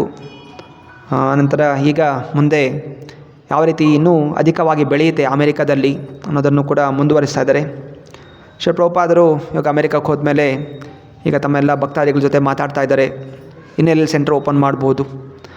ಮತ್ತು ಅವ್ರು ಹೇಳಿದ್ರು, ನನ್ನ ಗುರುಗಳು ಶ್ರೀ ಭಕ್ತಿಸಿಂಹ ಠಾಕೂರ 30 ವರ್ಷಗಳ ಹಿಂದೆ ತಮ್ಮ ಸನ್ಯಾಸಿ ಭಕ್ತಾದಿಗಳನ್ನು ಲಂಡನ್ಗೆ ಕಳಿಸಿದ್ರು, ಲಂಡನ್ನಲ್ಲಿ ಹೋಗಿ ಪ್ರಚಾರ ಮಾಡಿ ಅಂತ. ಆಗ ಬ್ರಿಟಿಷ್ ಇದ್ದರು, ಇನ್ನೂ ಇಂಡಿಪೆಂಡೆನ್ಸ್ ಸಿಕ್ಕಿರಲಿಲ್ಲ. ಸೊ ಆವಾಗಲೇ ಭಕ್ತಿಸಿಂಹ ಠಾಕೂರ ಪಾಶ್ಚಾತ್ಯ ದೇಶದಲ್ಲಿ ಪ್ರಚಾರ ಮಾಡಬೇಕು ಅಂತ ಪ್ರಯತ್ನ ಮಾಡ್ತಾಯಿದ್ರು. ಆಗ ಸನ್ಯಾಸಿಗಳನ್ನ ಕಳಿಸಿದ್ರು ಲಂಡನ್ನಲ್ಲಿ. ಸೊ ಲಂಡನ್ನಲ್ಲಿ ಅವರೆಲ್ಲ ಸನ್ಯಾಸಿಗಳು ಹೋಗಿದ್ದರು, ಆದರೆ ಅವರು ವೇಷಭೂಷಣಗಳು ಬದಲಾಯಿಸ್ಕೊಂಡಿದ್ರು. ಸೊ ಅವರು ಸನ್ಯಾಸಿ ಥರ ಹೋಗಿಲ್ಲ, ಅವರೆಲ್ಲ ಸೂಟ್ ಹಾಕ್ಕೊಂಡು, ಯಾಕಂದರೆ ಅಲ್ಲಿರೋ ಲಂಡನ್ ಬ್ರಿಟಿಷರು ನಾವು ಇನ್ನು ಭಾರತ ಡ್ರೆಸ್ ಹಾಕ್ಕೊಂಡ್ರೆ ಸ್ವೀಕಾರ ಮಾಡ್ತಾರೋ ಇಲ್ವೋ ಗೊತ್ತಾಗಲ್ಲ, ಅಲ್ಲಿಂದ ಸೂಟ್ ಪ್ಯಾಂಟ್ ಹಾಕ್ಕೊಂಡು ಹೋಗಿದ್ದರು. ಮತ್ತು ಅಲ್ಲಿ ಪ್ರಚಾರ ಮಾಡೋಕ್ಕೆ ಹೋದಾಗ ಅಲ್ಲಿರೋ ಜನ ಯಾರೂ ಕೂಡ ಅದನ್ನು ಸ್ವೀಕಾರ ಮಾಡಲಿಲ್ಲ. 4 ನಿಯಮಗಳು: ಮಾಂಸ ಭಕ್ಷಣೆ ಮಾಡಬಾರ್ದು, ಮದ್ಯಪಾನ ಆಗಬಾರ್ದು, ಜೂಜಾಟ ಆಡಬಾರ್ದು, ಅನೇಕ ಸಂಬಂಧ ಇರಬಾರ್ದು. ಈ ನಿಯಮಗಳನ್ನು ಬ್ರಿಟಿಷರು ನಾವು ಇದೆಲ್ಲ ಫಾಲೋ ಮಾಡೋಕ್ಕಾಗೋದಿಲ್ಲ ಅಂತೆಲ್ಲ ಹೇಳಿದ್ರು. ಮತ್ತು ಎಲ್ಲ ಸನ್ಯಾಸಿಗಳು ವಾಪಸ್ ಬಂದ ಗುರುಗಳಿಗೆ ಹೇಳಿದರು, ಇದು ಸಾಧ್ಯ ಇಲ್ಲ. ಚೈತನ್ಯ ಮಹಾಪ್ರಭು ಏನು ಹೇಳಿದ್ದಾರೆ, ಯತ್ರ ನಗರಾದಿ ಗ್ರಾಮ, ವಿಶ್ವದಲ್ಲಿ ಎಲ್ಲ ನಗರಗಳಲ್ಲಿ ಹಳ್ಳಿಗಳಲ್ಲಿ ಪ್ರಚಾರ ಆಗುತ್ತೆ ಅಂತ ಏನು ಹೇಳಿದರು. ವಿಶ್ವ ಅಂತ ಹೇಳಿದರೆ ಅದು ಪೂರ್ತಿ ವಿಶ್ವ ಅಲ್ಲ, ಬಹುಶಃ ಭಾರತದಲ್ಲಿ ಇರ್ಬೋದು ಅಂತ ಹೇಳಿರ್ಬೋದು. ಇದರ ಅರ್ಥ ಹಿಂಗೆ ತೊಗೋಬೇಕು, ಯಾಕಂದರೆ ಪಾಶ್ಚಾತ್ಯ ದೇಶದಲ್ಲಿ ಮಾಡಲಿಕ್ಕೆ ಸಾಧ್ಯನೇ ಇಲ್ಲ ಅಂತ ಹೇಳಿ ಅವ್ರು ಹೇಳಿದರು. ಆದರೆ ನನ್ನ ಗುರುಗಳಿಗೆ ನಂಬಿಕೆ ಇತ್ತು, ಇದು ಕೇವಲ ಭಾರತದ ಬಗ್ಗೆ ಹೇಳ್ತಾ ಇಲ್ಲ, ಚೈತನ್ಯ ಮಹಾಪ್ರಭು ಹೇಳಿರುವಂತೂ ವಿಶ್ವದ ಎಲ್ಲ ಕಡೆ ಹಾಗೇ ಆಗುತ್ತೆ. ಸೊ ಅದರಿಂದ ಈಗ ಈಗ ಪ್ರಭುಪಾದರು ತನ್ನ ಒಂದು ಶಿಷ್ಯನ ಕರೀತಾ ಇದ್ದಾರೆ, ನೀವು ಕೂಡ ಹೋಗಬೇಕು, ಲಂಡನ್ಗೆ ನೀವು ಹೋಗಬೇಕು. ನನ್ನ ಗುರುಬಾಯಿಗಳು ಮಾಡೋಕ್ಕಾಗಲಿಲ್ಲ, ನನ್ನ ಗುರುಗಳ ಇಚ್ಛೆ ಇತ್ತು ಲಂಡನ್ನಲ್ಲಿ ಪ್ರಚಾರ ಆಗಬೇಕು, ಯುರೋಪ್ ಎಲ್ಲ ಕಡೆ ಪ್ರಚಾರ ಆಗಬೇಕು. ಇವಾಗ ಅಮೇರಿಕಾದಲ್ಲಿ ಆಗಿದೆ, ಹಾಗೆ ಯುರೋಪಲ್ಲೂ ಕೂಡ ಪ್ರಚಾರ ಆಗಬೇಕು. ಅದರಿಂದ ನೀವು ಇದಕ್ಕೆ ಪ್ರಯತ್ನ ಮಾಡಬೇಕು ಅನ್ನೋದು ಪ್ರಭುಪಾದರು ತಮ್ಮ ಎಲ್ಲ ಶಿಷ್ಯಂದರಿಗೆ ಕಥೆಯನ್ನು ವ್ಯಕ್ತಪಡಿಸ್ತಾರೆ. ನಂತರ ಪ್ರಭುಪಾದ ಒಂದು ಕತೆ ಹೇಳ್ತಾರೆ. ಭಕ್ತಾದಿಗಳು ಬುದ್ಧಿವಂತರಿರಬೇಕು. ಯಾವ ಜಾಗದಲ್ಲಿ ಯಾವ ರೀತಿ ಪ್ರಚಾರ ಮಾಡಬೇಕು ಅನ್ನೋದು ಯೋಚನೆ ಮಾಡಬೇಕು. ಒಬ್ಬ ವ್ಯಕ್ತಿ ಹಿಂಗೆ ನಡ್ಕೊಂಡು ಹೋಗ್ತಾ ಇದ್ದ. ಅಲ್ಲಿ ಒಂದು ದೊಡ್ಡ ಸೋರೆಕಾಯಿ ಸಿಗುತ್ತೆ, ಮತ್ತು ಒಂದು ಕಟ್ಟಿಗೆ ಸಿಗುತ್ತೆ, ಮತ್ತು ಒಂದು ಕಬ್ಬಿಣದ ವಯರ್ ಸಿಗುತ್ತೆ. ಸೊ ಈ ಮೂರು ಬೇರೆ ಬೇರೆ ಕಡೆ ಸಿಕ್ತು. ಈ ಮೂರು ಬೇರೆ ವಸ್ತುಗಳು ಬೇರೆ ಬೇರೆ ಕಡೆ ಬಿದ್ದಿರೋದು ಅದು ಯಾವುದೇ ರೀತಿ ಪ್ರಯೋಜನ ಇರಲಿಲ್ಲ. ಅದೇ ವ್ಯಕ್ತಿ ಏನು ಮಾಡ್ದ, ಮೂರನ್ನು ಸೇರಿಸಿ ಏನು ಮಾಡ್ದ, ಆ ಸೋರೆಕಾಯಿ ಮೇಲೆ ಆ ಕಟ್ಟಿಗೆ ಇಟ್ಟು ಅದಕ್ಕೆ ವಯರನ್ನು ಜೋಡಿಸ್ದ. ಈ ರೀತಿ ಅದೊಂದು ತಂಬೂರಿ ಥರ ಆಯಿತು. ಸೊ ಅದೇ ಸೋರೆಕಾಯಿನ ಮತ್ತು ಒಂದು ಕಟ್ಟಿಗೆ ಮತ್ತು ವಯರ್ ಇಟ್ಕೊಂಡು ತಂಬೂರಿ ಥರ ಉಪಯೋಗ ಮಾಡಿಕೊಂಡು ಅವನು ಕೀರ್ತನೆ ಮಾಡಲಿಕ್ಕೆ ಶುರು ಮಾಡ್ದ. ಅಂದರೆ ಯಾವ ವಸ್ತುಗಳು ಬೇರೆಯವರಿಗೆ ಅದು ಯಾವುದೂ ಉಪಯೋಗ ಇಲ್ಲ ಅಂತ ಇತ್ತು, ಈ ವ್ಯಕ್ತಿ ಅದನ್ನು ತಂಬೂರಿ ಥರ ಅದನ್ನು ಪರಿವರ್ತನೆಗೊಳಿಸಿ ಕೀರ್ತನೆ ಮಾಡ್ದ. ಹಾಗೆಯೇ ಯಾರೂ ಕೂಡ ವ್ಯರ್ಥ ಅಲ್ಲ. ನಾನು ವ್ಯರ್ಥ. ನಾನು ಅಮೆರಿಕಕ್ಕೆ ಬಂದಾಗ ಯಾರು ಕೂಡ ನಾನು ಲೆಕ್ಕಿಸಲಿಲ್ಲ. ನೀವು ಕೂಡ ವ್ಯರ್ಥವಾಗಿ ಕೂತಿದ್ರಿ, ಹಿಪ್ಪಿಗಳಾಗಿ, ಡ್ರಗ್ಸ್ ಆಗಿ ನೀವು ಕೂಡ ವ್ಯರ್ಥವಾಗಿದ್ರಿ. ಆದರೆ ನಾವಿಬ್ಬರು ಸೇರಿದಾಗ ಇವಾಗ ಏನಾಗ್ತಾಯಿದೆ, ಕೃಷ್ಣ ಭಕ್ತಿ ಬೆಳೀತಾ ಇದೆ. ಸೊ ಹಾಗೆಯೇ ಲಂಡನ್ಗೆ ಹೋದಾಗ ಅಲ್ಲಿನ ಜನ ಬೇರೆ ಥರ ಆಚಾರ ವಿಚಾರಗಳಿರ್ಬೋದು, ಆದರೆ ಹೇಗೆ ನಾವು ಅದನ್ನು ಪರಿವರ್ತನೆಗೊಳಿಸಬೇಕು ಅನ್ನೋದನ್ನು ನಾವು ಯೋಚನೆ ಮಾಡಬೇಕು ಅಂತ ಹೇಳ್ತಾ 3 ಗೃಹಸ್ಥರನ್ನು ಕರೀತಾರೆ. ಒಂದು ಮುಕುಂದ ಮತ್ತು ಜಾನಕಿ, ಶ್ಯಾಮಸುಂದರ, ಮಾಲತಿ, ಅವ್ರಿನ ಸಣ್ಣ ಮಗು ಕೂಡ ಇರುತ್ತೆ ಸರಸ್ವತಿ ಅಂತ ಗುರುದಾಸ್ ಮತ್ತು ಯಮುನಾ. ಇವರೆಲ್ಲ ಅಮೇರಿಕನ್ ಹುಡುಗರು, ಎಲ್ಲ ಆವಾಗಲೇ ಗೃಹಸ್ಥಾಶ್ರಮ ಪ್ರವೇಶ ಮಾಡಿದಂಥವ್ರು. ಅವ್ರಿಗೆಲ್ಲ ಹೇಳ್ತಾರೆ, ನೀವು ಮೂರು ಜನ ಗೃಹಸ್ಥರು, ನೀವು ಲಂಡನ್ಗೆ ಹೋಗಬೇಕು. ನನ್ನ ಇಚ್ಛೆ, ನನ್ನ ಗುರುಗಳ ಇಚ್ಛೆ ಇತ್ತು. ಸೊ ನೀವು ತುಂಬ ನಿಧಾನವಾಗಿ ಮಾಡಿ, ಏನು ಅರ್ಜೆಂಟೇನಿಲ್ಲ, ಅಲ್ಲಿ ಹೋಗಿ ಪ್ರಚಾರ ಮಾಡಿ. ಸೊ ಹೇಗೆ ಇಲ್ಲಿ ಜನರನ್ನು ಪ್ರಚಾರ ಮಾಡ್ತೀರಾ ಯೋಚನೆ ಮಾಡಿ ಅಂತ ಹೇಳಿ ಇಲ್ಲಿ ಮಾಂಟ್ರಿಯಲ್ಲಿ ಬಂದಿರಬೇಕಾದ್ರೆ ಪ್ರಭುಪಾದರು ಸ್ವತಃ ಅವ್ರಿಗೆಲ್ಲ ತರಬೇತಿ ಕೊಡ್ತಾರೆ. ಸುಮಾರು 3 ವಾರ ಜೊತೆಗಿದ್ದು 9 ವಾರ ಅವರಿಗೆ ಕೀರ್ತನೆ ಹೇಗೆ ಮಾಡಬೇಕು ಎಲ್ಲ ಕಲಿಸ್ಕೊಡ್ತಾರೆ, ಬೇರೆ ಬೇರೆ ವಾದ್ಯಗಳು ನುಡಿಸುವಂಥದ್ದು. ಸೊ ಈ ರೀತಿಯಿಂದ ಅವ್ರು ಹೇಳ್ತಾರೆ, ನೀವು ಶುದ್ಧವಾಗಿದ್ದರೆ ನೀವು ಎಲ್ಲಾದರೂ ಕೂಡ ಕೃಷ್ಣ ಭಕ್ತಿಯನ್ನು ಸ್ವೀಕಾರ ಮಾಡ್ತಾರೆ. ಸೊ ಕೃಷ್ಣ ಭಕ್ತಿ ಅನ್ನುವಂಥದ್ದು ಅದು ಹರಡುತ್ತೆ. ಹೇಗೆ ರೋಗಗಳು ಹರಡುತ್ತೋ ಹಾಗೆ ಕೃಷ್ಣ ಭಕ್ತಿ ಹರಡುತ್ತೆ. ಯಾವಾಗ ಪ್ರಚಾರಕನು ಶುದ್ಧವಾಗಿರ್ತಾನೋ, ಪ್ರಚಾರಕನು ಶುದ್ಧವಾಗಿದ್ದರೆ ಎಂತಹ ಜಾಗಕ್ಕೆ ಹೋದರೂ ಕೂಡ ಅವನು ಕೃಷ್ಣ ಭಕ್ತಿಯನ್ನು ಪ್ರಚಾರ ಮಾಡ್ಬೋದು. ಆದ್ದರಿಂದ ನೀವು ಶ್ರದ್ಧೆಯಿಂದ ನಿಮ್ಮ ಸಾಧನೆಯನ್ನು ಮಾಡಿ. ಮತ್ತು ಅವರು ಕೂಡ ಒಂದು ಕಥೆ ಹೇಳ್ತಾರೆ. ಒಬ್ಬ ವ್ಯಕ್ತಿ ಅಲ್ಲಿ ಅಮೇರಿಕಾದಲ್ಲಿ ಡ್ಯಾನ್ಸ್ಗೆ ಅಂತ ಹೋಗಿರ್ತಾರೆ. ಸೊ ಎಲ್ಲ ಜನ ಅಲ್ಲಿ ಸೂಟ್ ಬೂಟ್ ಹಾಕ್ಕೊಂಡು ಡ್ಯಾನ್ಸ್ ಮಾಡ್ತಾರೆ. ಸೊ ಸ್ತ್ರೀಯರು ಪುರುಷರು ಡ್ಯಾನ್ಸ್ ಮಾಡ್ತಾರೆ. ಅಲ್ಲಿ ಸಣ್ಣ ಮಕ್ಕಳು ಕೂಡ ಇರ್ತಾರೆ. ಆ ಸಣ್ಣ ಮಕ್ಕಳು, ತುಂಟ ಮಕ್ಕಳು ಏನು ಮಾಡಿರ್ತಾರೆ, ಸೋಫಾ ಮೇಲೆ ಸ್ವಲ್ಪ ಗಮ್ ಹಾಕ್ಬಿಟ್ಟಿರ್ತಾರೆ.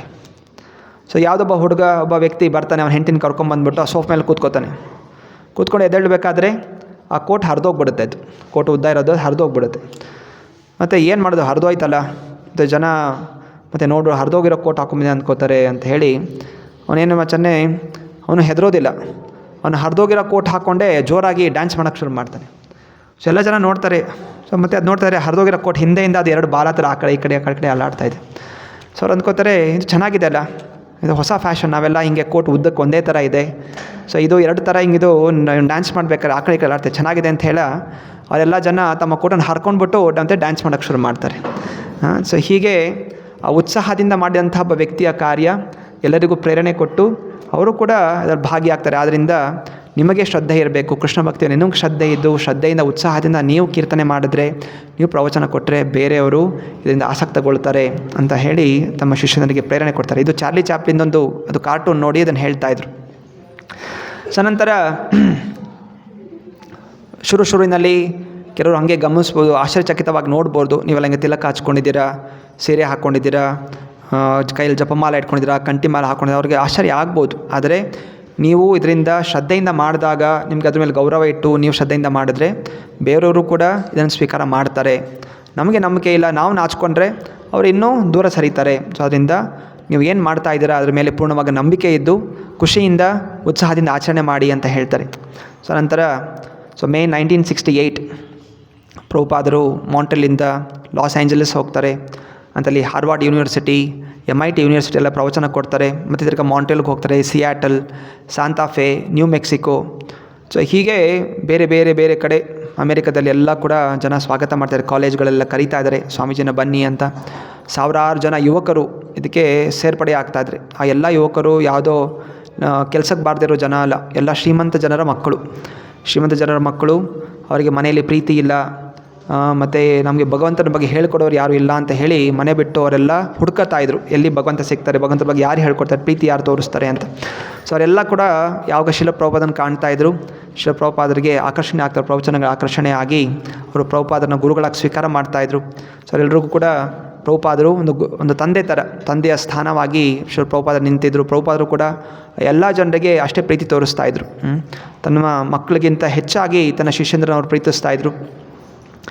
ಸೊ ಹೀಗೆ ಪ್ರಭುಪಾದರ ಒಂದು ಅನುಕಂಪ, ಅವ್ರು ಅಂದ್ಕೊಳ್ಳಿಲ್ಲ ಇರೋ ಹಿಪ್ಪಿ ಜನ ಎಲ್ಲ ಎಂತೆಂಥ ಜಾತಿಯಿಂದ ಬೆಳೆದಂಥವರು, ಅನೈತಿಕ ಸಂಬಂಧ, ಜೂಜಾಟ, ಮದ್ಯಪಾನ, ಡ್ರಗ್ಸ್ ಅಡಿಕ್ಟ್ಸ್, ತುಂಬ ತಾಳ್ಮೆಯಿಂದ ಅವರಿಗೆಲ್ಲ ಬೋಧನೆ ಮಾಡ್ತಾ ಅವ್ರನ್ನ ಭಕ್ತರಾಗಿ ಮಾಡ್ತಾಯಿದ್ರು.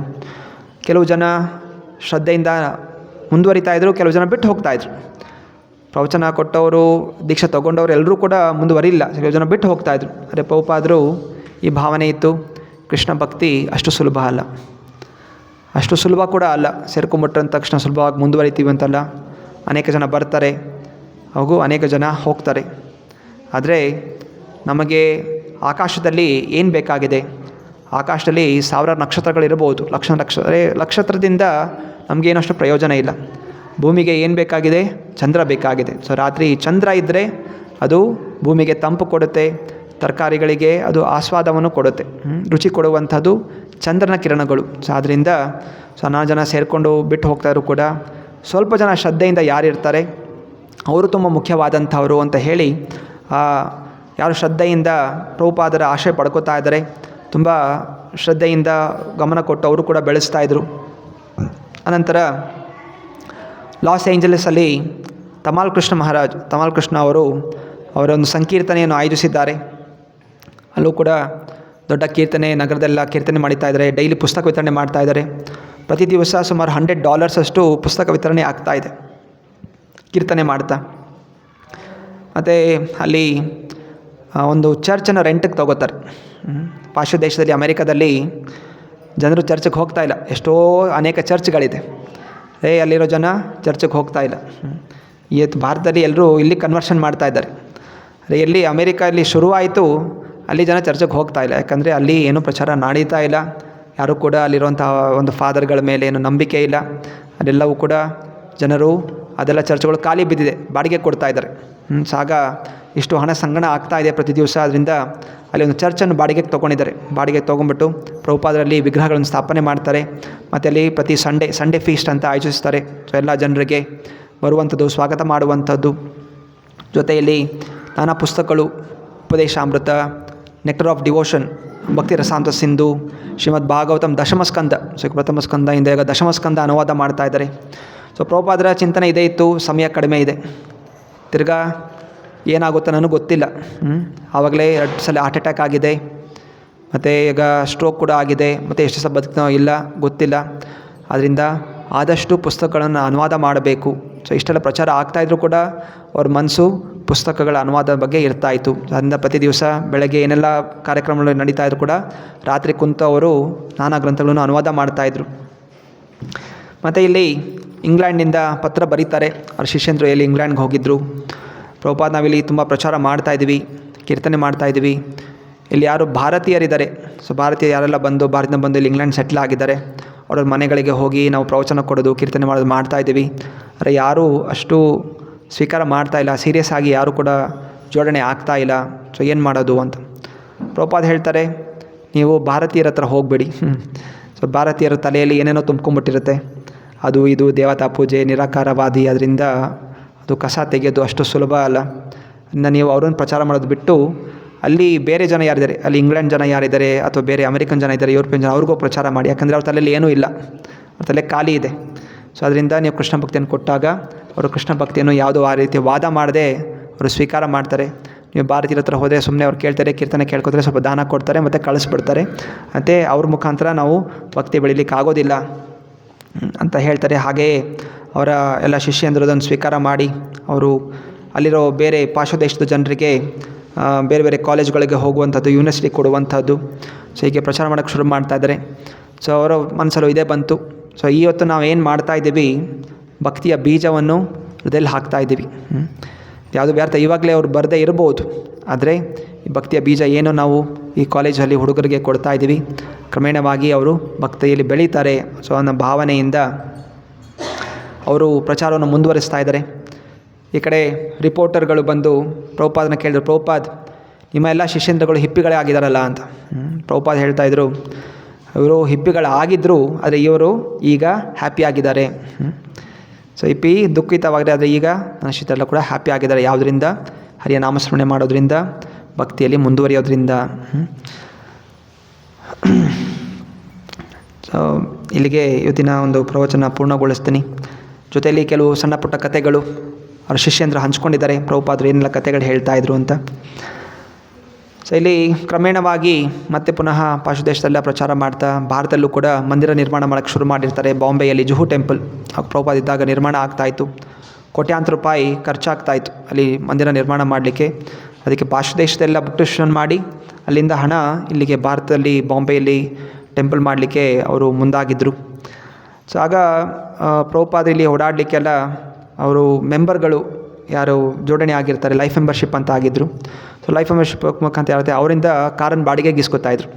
ನಮ್ಮ ಗುರುಗಳು ಬರ್ತಾಯಿದ್ದಾರೆ, ನಿಮ್ಮ ಕಾರ್ ಕೊಡಿ. ಇಲ್ಲಿ ದುಡ್ಡು ಇರಲಿಲ್ಲ, ಇಲ್ಲಿರೋ ಶಿಷ್ಯನ ಹತ್ರ ದುಡ್ಡು ಇರಲಿಲ್ಲ. ಸೊ ಅದರಿಂದ ಮೆಂಬರ್ಗಳ ಹತ್ರ ಕೇಳ್ಕೊಂಡು ಕಾರ್ ತೊಗೋತಾಯಿದ್ರು. ಸೊ ಪ್ರಭುಪಾದ ಹೇಳ್ತಾಯಿದ್ರು, ನಾವು ಎಷ್ಟು ಅಂತ ಹೀಗೆ ಎಲ್ಲ ನಮ್ಮ ಏನು ಲೈಫ್ ಮೆಂಬರಿಂದ ಕಾರ್ ಇಸ್ಕೊಳ್ಳೋದು, ನಮ್ಮದೇ ಒಂದು ಕಾರ್ ಇರಬೇಕಲ್ಲ ಅಂತ. ಸೊ ಅದೆಲ್ಲ ಶಿಷ್ಯಂದರು ಎಲ್ಲ ಕಡೆ ಲೆಟರ್ ಬರೀತಾರೆ, ನಮ್ಮ ಗುರುಗಳ ಇಚ್ಛೆ ಏನಿದೆ, ನಮಗೊಂದು ಕಾರ್ ಬೇಕು, ಸ್ವಂತ ಕಾರ್ ಇಸ್ಕೊನ್ಗೆ ಕಾರ್ ಇರಬೇಕು ಅಂತ. ಆಗ ಒಬ್ಬ ಶಿಷ್ಯ ಇಂಗ್ಲೆಂಡಿಂದ, ಅವರು ಜರ್ಮನಿಯಿಂದ ಪತ್ರ ಬರೀತಾರೆ, ಪ್ರಭುಪಾದ ನಾನು ನಿನಗೋಸ್ಕರ ಮರ್ಸಿಡೀಸ್ ಬೆಂಜ್ ಖರೀದಿ ಮಾಡ್ತೀನಿ, ಇಲ್ಲಿ ಜರ್ಮನಿಗೆ ಖರೀದಿ ಮಾಡಿ ನಾನು ಓಡಿಸ್ಕೊಂಡು ಭಾರತಕ್ಕೆ ಬರ್ತೀನಿ ಅಂತ. ಪ್ರಭುಪಾದ ತುಂಬ ಖುಷಿ ಆಗುತ್ತೆ, ಆಯಿತು ಕಳಿಸ್ಕೊಡು ಅಂತ. ಮತ್ತು ಶಿಷ್ಯಂದ್ರೆ ಹೇಳ್ತಾರೆ, ಪ್ರಭುಪಾದ್ ಅವನು ನಿಮ್ಮ ದುಡ್ಡು ಬುಕ್ ರಿಜಿಸ್ಟ್ರೇಷನ್ ಮಾಡಿ ಏನು ದುಡ್ಡು ಸಂಗ್ರಹಣ ಆಗಿದೆ, ಅದರಿಂದ ದುಡ್ಡು ಖರ್ಚು ಮಾಡಿ ಕಾರ್ ತೊಗೋತೀನಿ ಅಂತ ಇದ್ದಾನೆ, ಅವನು ಬೇರೆ ತನ್ನ ಸ್ವಂತ ದುಡ್ಡು ಖರ್ಚು ಮಾಡ್ತಾ ಇಲ್ಲ ಅಂತ. ಆಗ ಪ್ರಭುಪಾದರು ಜೋರಾಗಿ ನಕ್ಬಿಟ್ಟು ಹೇಳ್ತಾರೆ, ಓ ಇವನು ಈ ರೀತಿ ಮಾಡ್ತಾ ಇದ್ದಾನೆ ಇವನು. ಇದು ಒಂದು ಹಳೆ ಕತೆ ಇದೆ. ಒಂದು ಹಳೆ ಕಥೆಯಲ್ಲಿ ಹೇಳ್ತಾರೆ, ಒಮ್ಮೆ ಒಬ್ಬ ಶಿಷ್ಯ ತನ್ನ ಗುರುಗಳನ್ನ ಕರೆಸ್ತಾರೆ, ಗುರುಗಳೇ ಬನ್ನಿ ಇವತ್ತು ನಮ್ಮ ಮನೇಲಿ ನಿಮಗೋಸ್ಕರ ಊಟ ಬಡಿಸ್ತೀನಿ ಅಂತ. ಮತ್ತು ಹಾಗೆ ಗುರುಗಳು ಹೋದಾಗ ಅನೇಕ ವೆರೈಟಿಗಳು, ಸುಮಾರು ವೆರೈಟಿಗಳು ತಿಂಡಿಗಳೆಲ್ಲ ಮಾಡಿಟ್ಟಿರ್ತಾರೆ. ಗುರುಗಳಿಗೆ ತುಂಬ ಖುಷಿ ಆಗುತ್ತೆ. ಗುರುಗಳು, ಇಷ್ಟೊಂದು ವೆರೈಟಿ ಮಾಡಿದ್ಯಾಪ್ಪ, ಹೆಂಗೆ ಮಾಡಿದ್ಯಾ ಅಂತ. ಗುರುಗಳೆಲ್ಲ ನಿಮ್ಮದೇ ಇದು ಅಂತ ಹೇಳ್ತಾನೆ. ಗುರುಗಳಿಗೆ ಅರ್ಥ ಆಗಲಿಲ್ಲ ಏನು ಅಂತ. ಅನಂತರ ಎಲ್ಲ ಪ್ರಸಾದ ಎಲ್ಲ ಆದಮೇಲೆ ನಂತರ ಗುರುಗಳಿಗೆ ಗೊತ್ತಾಗುತ್ತೆ. ಸೊ ಈ ಶಿಷ್ಯ ಏನು ಮಾಡಿದ್ದಾನೆ, ತನಗೆ ಏನೆಲ್ಲ ಡೊನೇಷನ್ ದಾನ ಕೊಟ್ಟಿದ್ದರು ಆ ದುಡ್ಡನ್ನೇ ಖರ್ಚು ಮಾಡಿಬಿಟ್ಟು ಮತ್ತು ಗುರುಗೆ ಅದನ್ನು ಊಟ ಬಡಿಸಿದ್ದಾನೆ ಅಂತ. ಸೊ ಅದರಿಂದ ಗುರುಗಳೆಲ್ಲ ನಿಮ್ಮದಂದರೆ ನಿಂದೇ ದುಡ್ಡಿಂದ ಉಪಯೋಗ ಮಾಡಿರೋದು ಅಂತ. ಸೊ ಹಾಗೆ ಈ ವ್ಯಕ್ತಿ ನಂದು ಬುಕ್ ರಿಜಿಸ್ಟ್ರೇಷನ್ ಮಾಡಿ ತಂದಿರೋ ಹಣದಿಂದ ನಾನು ಮರ್ಸಿಡೀಸ್ ಕಾರ್ ಮಾಡ್ತೀನಿ ಅಂತ ಇದ್ದಾನೆ. ನಾವಿಲ್ಲಿ ಟೆಂಪಲ್ ನಿರ್ಮಾಣ ಮಾಡಬೇಕು ಅಂತ ಪ್ರಯತ್ನ ಮಾಡ್ತೀವಿ, ಅದರಿಂದ ನೀವು ಆ ರೀತಿ ಇರಬಾರ್ದು, ಅದಕ್ಕೋಸ್ಕರ ಬೇರೆ ಫಂಡ್ಸ್ ತೊಗೊಳ್ಳಿ ಅಂತ ಹೇಳಿ ಪ್ರಭುಪಾದ್ ಅವರಿಗೆ ಹೇಳ್ತಾರೆ. ಸೊ ಅದರಿಂದ ಎಲ್ಲ ಗುರುಗಳದೇ ಅಂತ ಹೇಳಿದ್ರೆ, ಸೊ ಗುರುಗಳನ್ನು ಹಣ ಉಪಯೋಗ ಮಾಡಿಕೊಂಡು ಮಾಡೋದಲ್ಲ, ನೀವು ಬೇರೆ ರೀತಿ ಪ್ರಯತ್ನ ಮಾಡಬೇಕು ಅಂತ. ಸೊ ನಂತರ